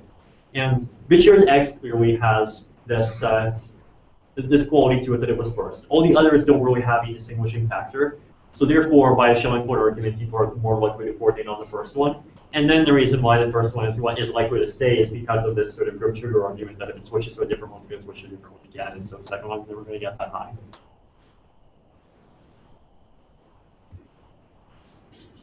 Yes, first of all, thank you very much for the presentation. I have a very down-to-earth question. If I understood the presentation correctly, there still are some challenges, for instance, relying on altruism, etc. But am I right in assuming that the first version of Ethereum is soon to come out? So are these challenges quite serious? Yeah, so the challenges are, first of all, there's the scalability. Ethereum 1.0 is not going to be handling scalability by itself, right? Scalability is sort of explicitly saying that's a 2.0 problem. The second bit, in terms of all these proof of stake, proof of work issues, they do affect it. I mean, to be honest, I think as I've said on the blog post earlier today, it seems likely that we're going to go with either proof of work or proof of activity, or maybe this blended proof of work, which I only came up with 5 hours ago, so I don't really know if it actually works or not. So, I mean, we're probably going to end up with something similar. And just because we want to get something out, and we don't want to test like 3 revolutionary ideas at the same time, because that's generally, you have 3 times the risk of failure that way, and then eventually move to proof of stake out over time as we work out the game theory, and then move to a scalable 2.0 over time as we work out the game theory of that. Sorry, just one more question. CPU plus bond, that's a question mark? Yes. Is this a strong idea? As I was saying, CPU plus bond is an idea that I just came up with in my head about 5 hours ago, so I have not had enough time to consult with people and see if it's actually viable or if it has some fatal flaw in it. And it seems like it has maybe somewhere between a 30 and 50% chance of actually being promising, but. Yeah, hi there. One question I've got: how long do you think it was it continued to be currency for? There's the remaining things that are essential to life. Go free, watch the apple, breathe, but to me, it's limited consumption. So, right. Any other things that you have that way? So, I was collection years ago. I had finals and it was teach nowadays. I have millions of them on. So, as more and more things move to consumption, and there are also obviously a lot of charitable stuff that is actually taking out of our society, like rights process. How would you think we're actually going to need it for us?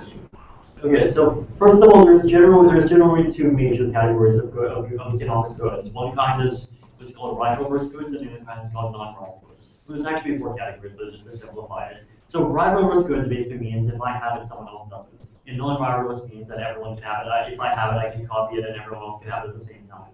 So like, you know, an atmosphere that's not polluted is non-rivalrous. Information is non-rivalrous. Technology isn't.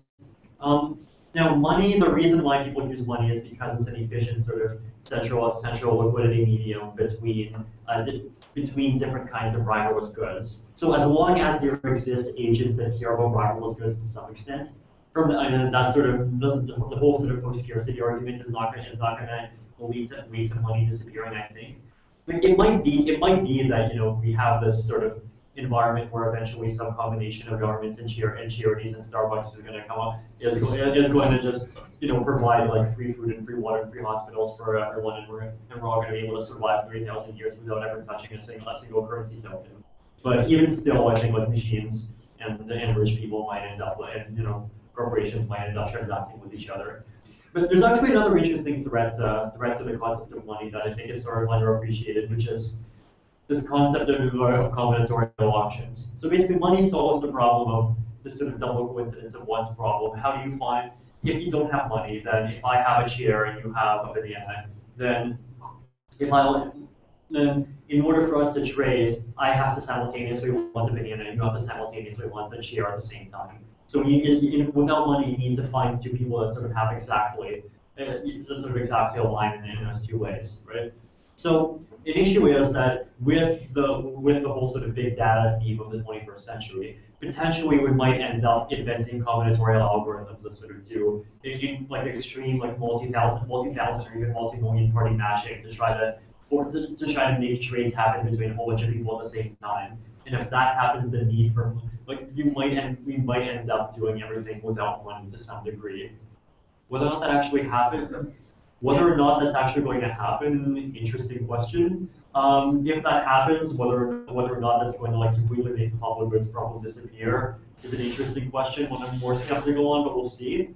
Who knows?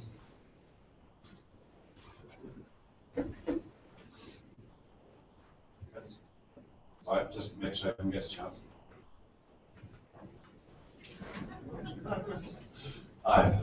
I just want to confirm, when you say you will be proceeding with proof of work, just because you just mentioned it, just looks like, or at least a very heavy proof of work component for 1.0.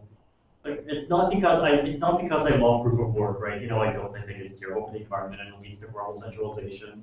Unless you have a persistent proof of work, but even then, you know, you can't be 100% confident that's going to remain that way.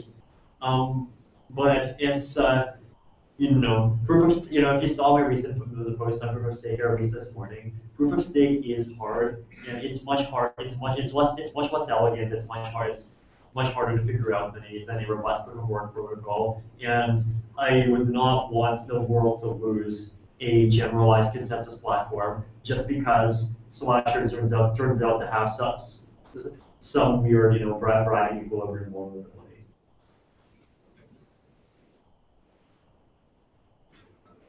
Going to say there's a project called Mighty Fox, which is quite recent, which is that barter algorithm for finding barter circles or barter topologies in large data. I don't know if there are others you know of, but that's a recent. Okay, excellent. I've not heard of that. That's I'll look that out.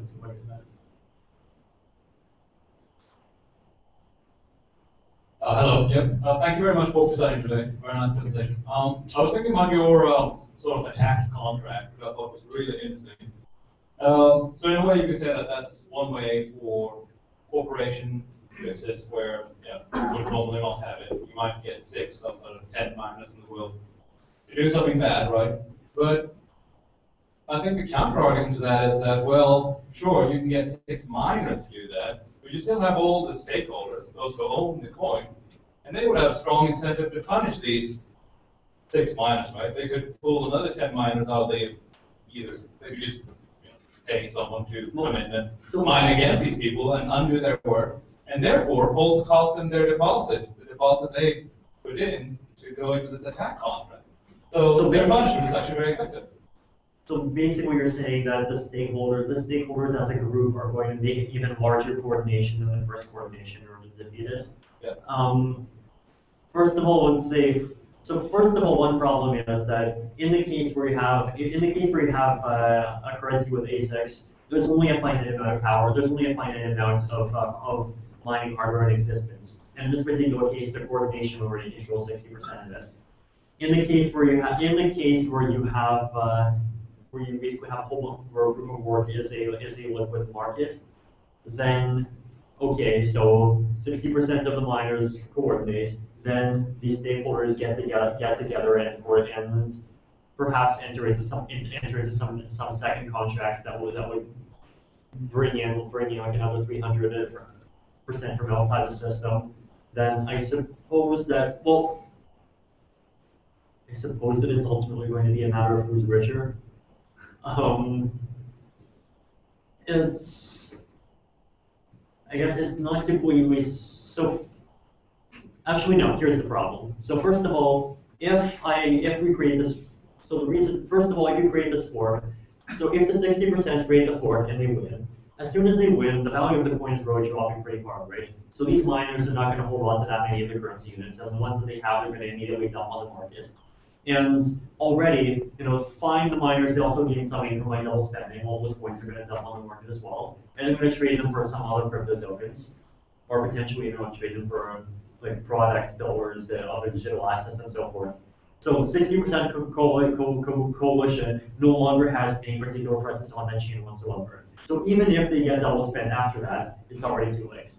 It's not exactly too late though, because your contract, the original one, says that they don't get their deposit back unless the chain, the bad chain wins. So if you make that bad chain lose. So if you can make them, so basically if you can set up your own coalition before the bad chain coalition wins. So in order for that to work, you're basically relying on the empirical assumption that it's faster to set up. It's so fast to set up this kind of coalition and get it going that you can do it faster than it takes for one of these 20 block coins to succeed. So that's an empirical assertion, and my hunch is that it's probably false. Just because you can't get thousands of people suddenly working together within the space of within 1 or 2 hours.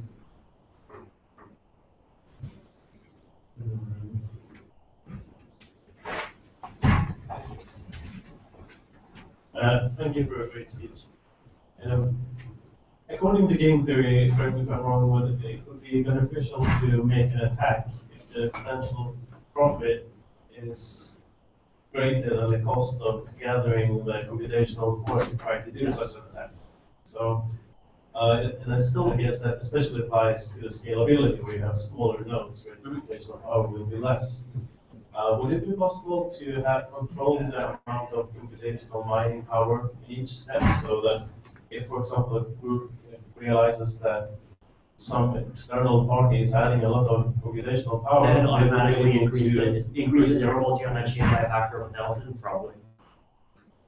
Yeah.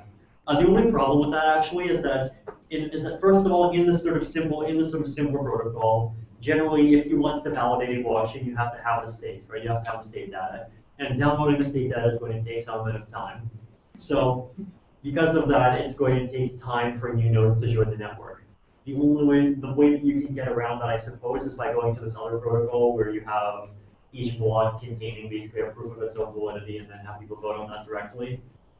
So it'll probably take a couple of extra patches, but you definitely could try and make it automatic in one sense. The only thing that you'd have to be concerned with is that if you have this protocol that you want it to be secure against a miner that has 90% power on one chain, So you wanted to sort of do an alarm where there's a 9-10 dispute. The problem is an attacker can get 10% on one chain, which is really just 0.1%. Well, it's just 0.1%. That attacker can claim that they're being persecuted on that particular chain, and they can claim a lot of attention on it. So you have to be worried. You have to sort of be careful that you're not going to get like an denial of service attack of that kind.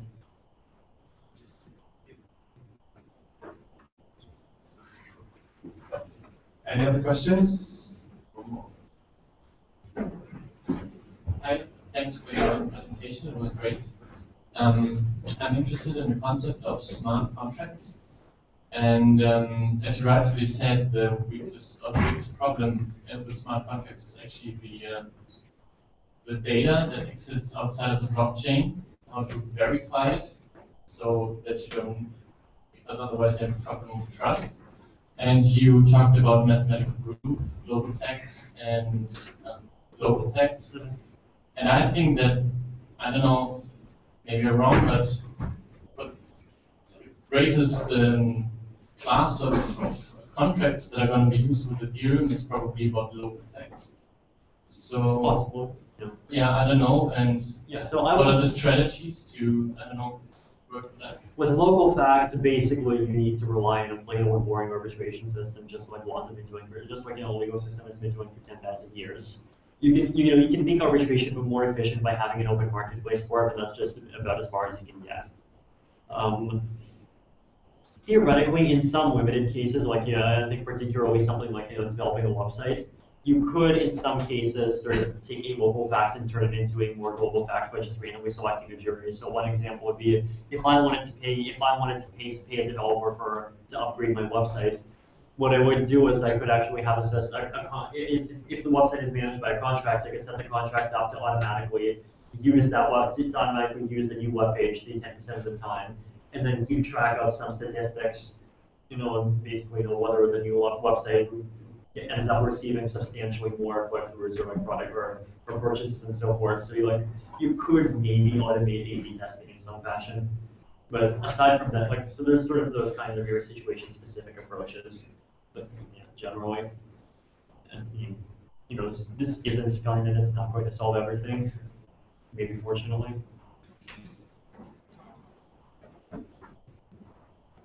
Thank you for that eloquent presentation.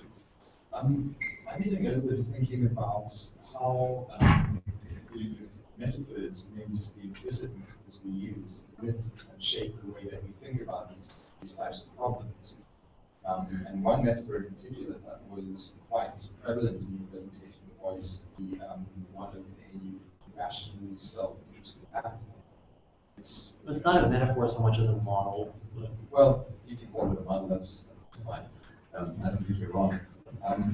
What I mean, though, is I'm not really convinced that that is either the fundamental or the dominant dynamic in human behavior. Something like second personal relations might be more and more fundamental. So, something like in the biological realm, something like symbiosis actually turns out to be a little bit more dominant and efficient. Well, the reason why symbiosis, you could explain that the reason why symbiosis ends up being effective is because it's a multi-round game. So biology, I would actually argue, is like the ultimate, probably one of the most the systems that comply with game theory the most, because it's done on the level of genes and genes. And there's a clear utility function, which is how many children you have and so forth. So another point is that there's a bit of a misconception, which is that people think that if being rational basically means caring only about money. It's not quite true. What it means is just having some consistent objective. So in this case, those utility functions could be anything. I mean, you could have. So first of all, you could have altruists, and pointed out in certain circumstances there could actually be altruists that exist in certain contexts. But it's a map. You have to sort of think about first of all, if someone's not being rational. So no matter what goals you have, in a lot of cases, you could still benefit from money. So even if you were an altruist and you wanted to save your mom from dying, dying of cancer, you might still want money in order to pay your medical bills and so forth. So that's another argument that you could make. So generally, if you want to find an exception, if you want to find an exception to a lot of the logic here, then the two big categories of exceptions that you're going to see are first of all, people are going to end up being altruistic to some extent. And there could also be motives that are unaccounted for. So people seek social status, which is really particularly well represented here. And in other cases, that there might be situations where, for some reason, people prefer having less money to more money, which happens sometimes. So I think the most productive thing is seeing these as models that work the majority the majority of the time, and yet sometimes they don't. And when they don't, what you want to figure out is what model actually does work in order to explain reality. So in this case, I talked about this model of people being boundedly rational and following heuristics, and that seems to produce better results both in real life and in cryptocurrency sometimes, as I mentioned. And otherwise, if neither of those models work, then you'll have to find a model that does. Yes, well, I think one thing that I was thinking is a lot of the way people think is they create situations where national equilibrium is reached by people competing. And that works reasonably well with, say, proof of work. But you can also create situations where people are forced to play the game, but there just is no possibility for competition. They just have some form of buy-in by design where collaboration is the only option. I think a fairly easy example of that might be coin shuffle. Right. So in the case of coin shuffle, everyone collaborating is the Nash equilibrium, right? Like Nash equilibrium does not mean nasty British in short. Nash equilibrium means a strategy that everyone, given their goals, wants to stick to. So I mean, there's nothing fundamental in economics that sort of prioritizes competition in any way, I would say. Sometimes competition ends up being a better strategy. Sometimes cooperation ends up being a better strategy. I would even argue that cooperation in fact is dominant.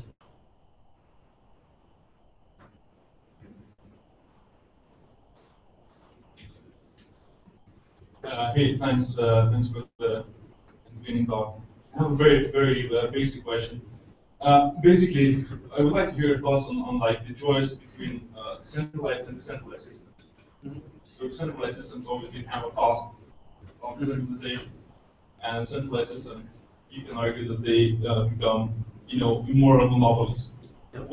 Is there a green theoretical approach that would allow us to choose between the two? Okay, so centralized services. So there's first of all, there's an economic model of monopoly pricing where you note that a centralized actor does not have the incentive to provide their service under the conditions that are socially optimal. They have the incentive to provide a service under the conditions that maximize benefit to themselves.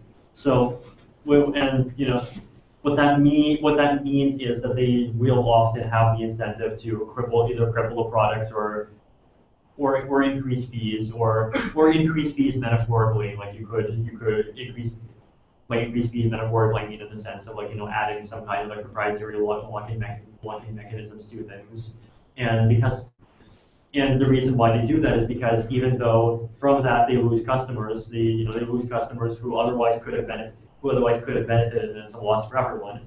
On the other hand, they also gain profit because there's a whole bunch of people who will be willing to get the product under both the old terms and the new terms. So that's so from that whole point of view, there's a lot of argument that things like lower barriers to entry, things like more competition are a good thing. Another argument against centralization is also it's basically just plain old combinatorics. So if you assume that every centralized entity has some probability of failing and some probability of being evil in some way, I guess you can say, then if that probability is 1%, then a centralized system has a 1%, or let's say 1% per year, then a centralized system has a 1% chance of failing. But a system that's 2 out of 3 has only a 0.03% chance of failing because you actually need 2 out of those 3 to fail at the same time. So that's so realistically, it's probably going to be a combination of both of those approaches. It's first of all, it's the probability that the whole thing is just going to continue to work, even in the face of individual unreliable actors. And second of all, it's the fact that if people know they are indispensable, they're going to use that fact to exploit you. And so, and the main argument in favor of centralization, I suppose, is that decentralized things are just plain harder to implement, as we've all learned.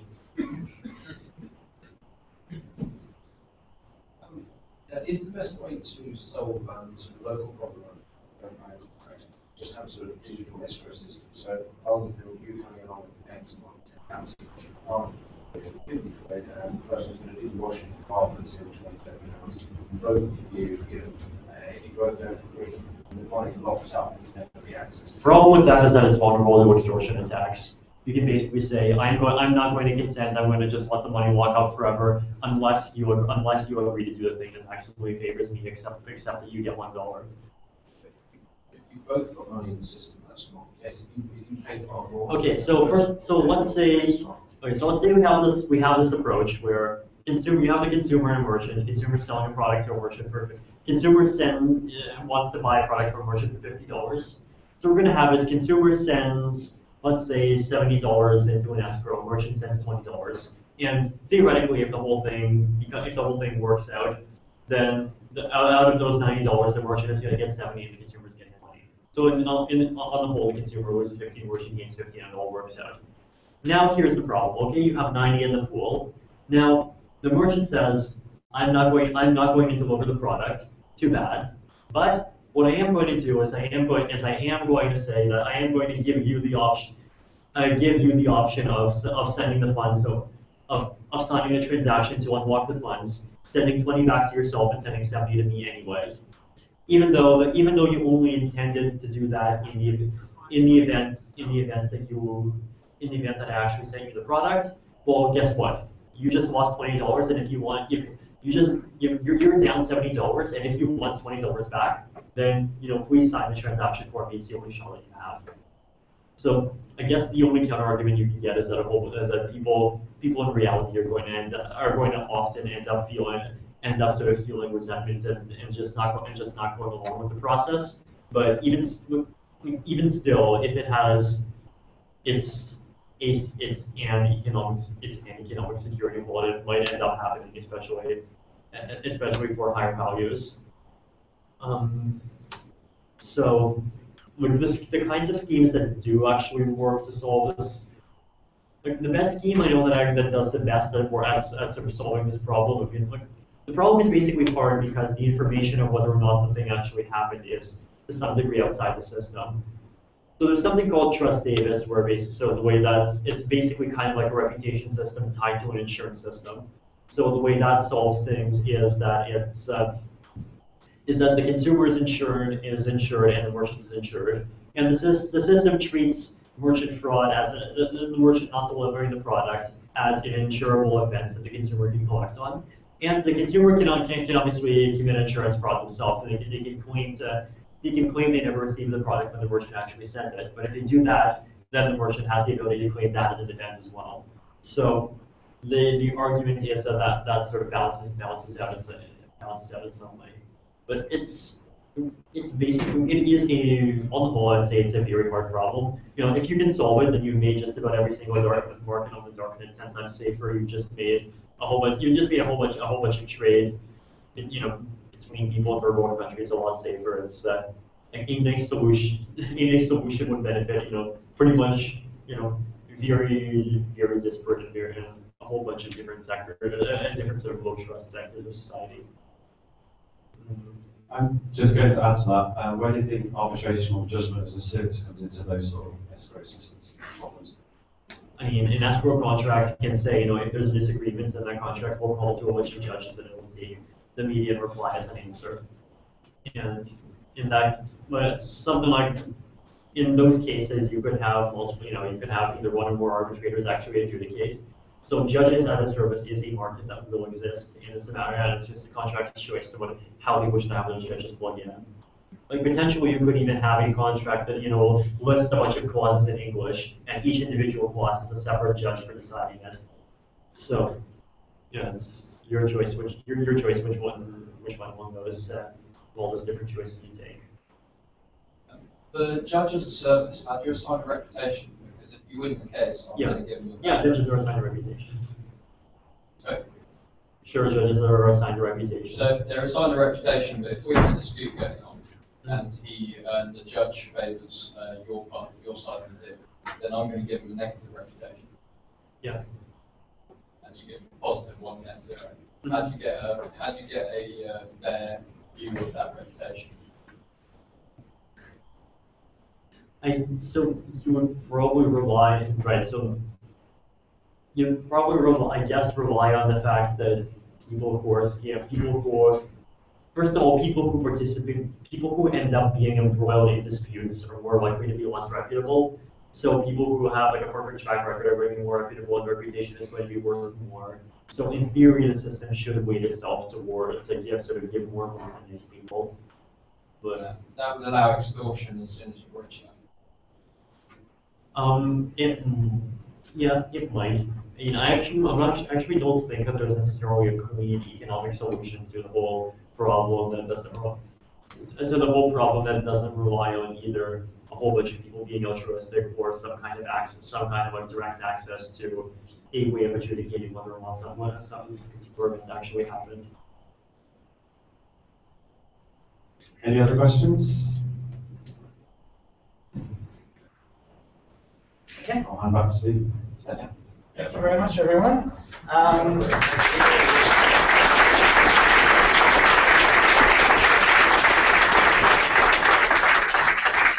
Before we go, just one quick thing. If you could kindly, if you've left beers or stuff like that behind your seat, please pick them up and put them in the bin outside, because we need to leave the place as we found it. But thank you very much for coming here tonight.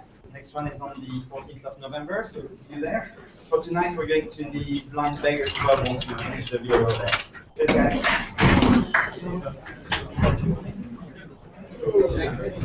Okay. I don't know if Chris is going to join us here for a raffle.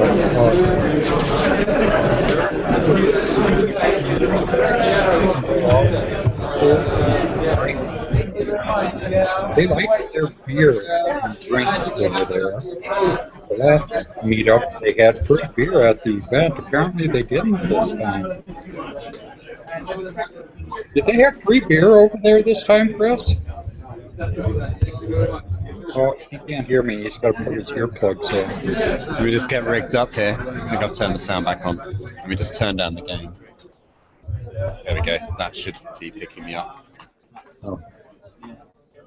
Did they have free beer over there today? Right. Well, we will be providing a full translation of that lecture in due course. It should take our team of translators maybe a few weeks to go through it.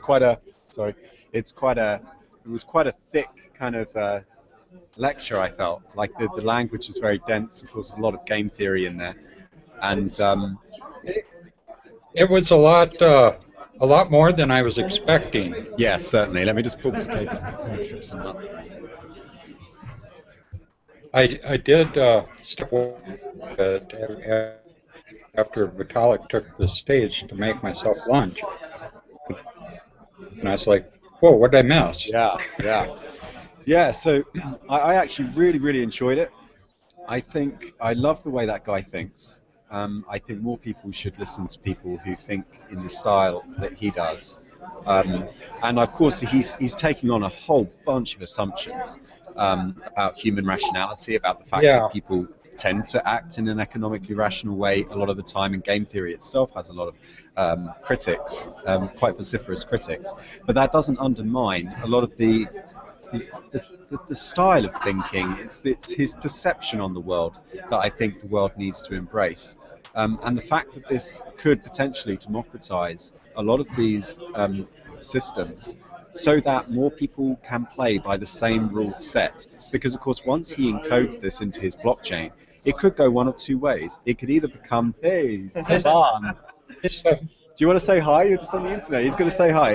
It could go one of two ways. It could either be a tool for extreme fascism, where everyone is forced to play by a very, very rigid rule set, or if applied properly and with care and with an acknowledgement of social nuance, which might require different people with different types of skills than programmers, then I think it could be a very powerful democratizing force. Yeah, I think it could. I see the hope for it being more of a tool to the creators I'm seeing in this field right now are more of the voluntarist type, anarchistic type people. They seem to be the and Vitalik comes off as kind of that sort of belief structure from what he was explaining with this game theory and talking about all this stuff, even though he's talking about kings and queens and all of this other stuff in the theory, a lot of that is what, like friends of mine will sit around and discuss this stuff, just talking theory about social things, and it's just different things that we ponder, and it's not something that we'll maybe necessarily even see in our lifetime, but it's something that we would like to see. And I do find it encouraging when I see young people like him taking action and doing something like this and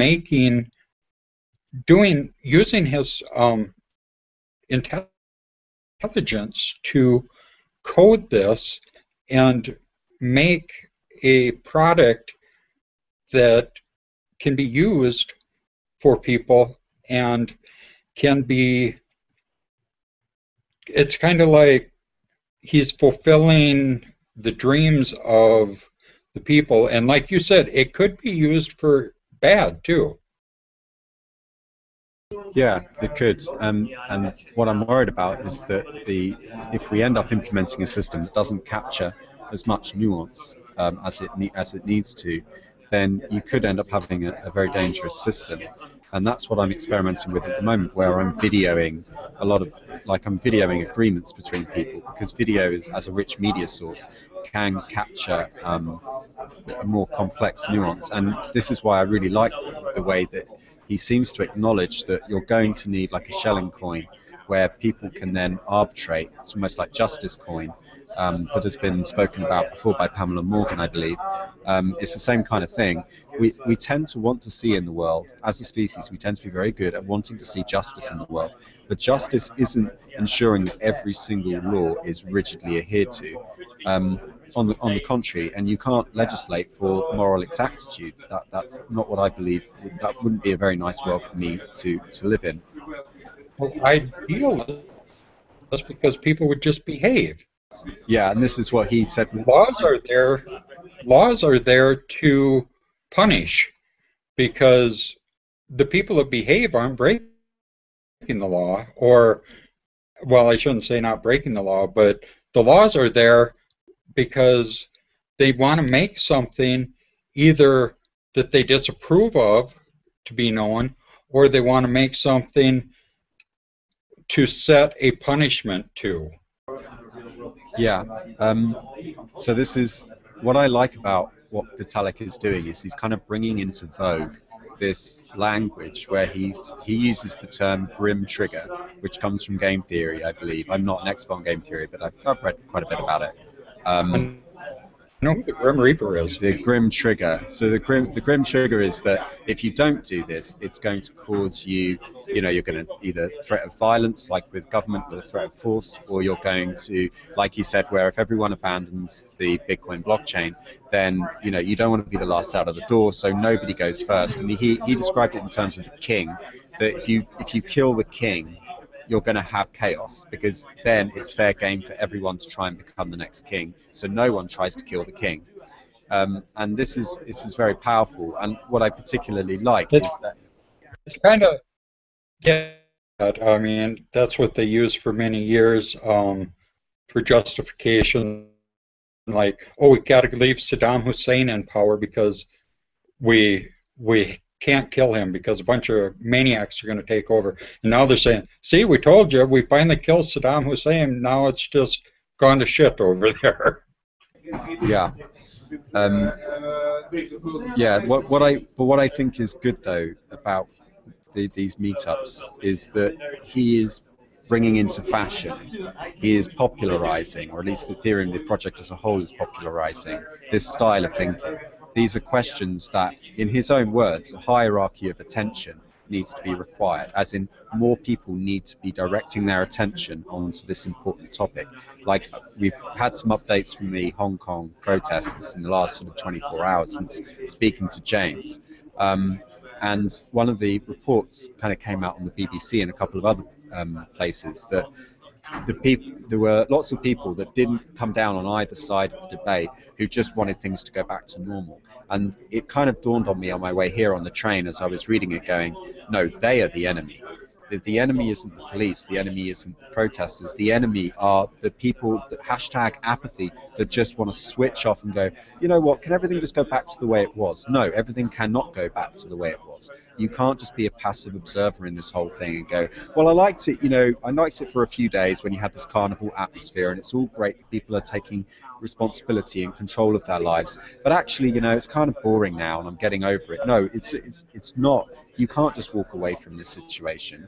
We've given you a toolkit and a semantic set of languages with which you can now handle some of these complex problems, so that rather than going through and elaborating in very, very, verbose ways about what the Grim Trigger problem is, you now have the term Grim Trigger. We can use that as brevity. And the shorter and more concise you make your arguments, the faster they travel over networks. That has been proven statistically time and time again. The shorter the word, the quicker it travels across space. And it's therefore useful. Sometimes, though, that gets really convoluted in political situations because they'll make it a trick questions, make it a yes or no question, and then trick the outcome to be the opposite. Well, that's called sophistry, and sophistry is a big problem. In fact, Plato thought that the rhetoricians were the biggest problem in society, the people that were very good at talking, but were actually, because they were so stylistic and so because they were so eloquent, they were able to persuade people that perhaps weren't as intelligent as them that something was false when in fact it was, something was true when in fact it was false. And this is a problem. But the only real solution to that is education. You still need to make the other person feel powerful. And actually you can prime someone, and I would, like if I had kids, one of the first things I'd teach them is how to be curious and teach them to question everything and ask why, at least 5 times to somebody when they're trying to persuade you of something. And that can be done by saying to yourself, well, what happens if I adopt the premise that this person is trying to convince me of? Who benefits from me adopting the premise that this person is trying to persuade me? If someone comes up to you and tells you to buy Ether, first question is, who benefits? Right? And if you ask yourself this question, what am I being persuaded to do? What am I being persuaded to do? What do I feel like doing? And who would benefit from me doing that thing? Just the simple who, what, where, when, and how. I mean, just the mainstream media isn't even asking that anymore. I mean, they come on and give you a narrative and tell you that's the way it is, and they're not, and it doesn't include any of those who, what, when, where, and how. Yeah, no, absolutely. And the biggest problem with the mainstream media is people believe it.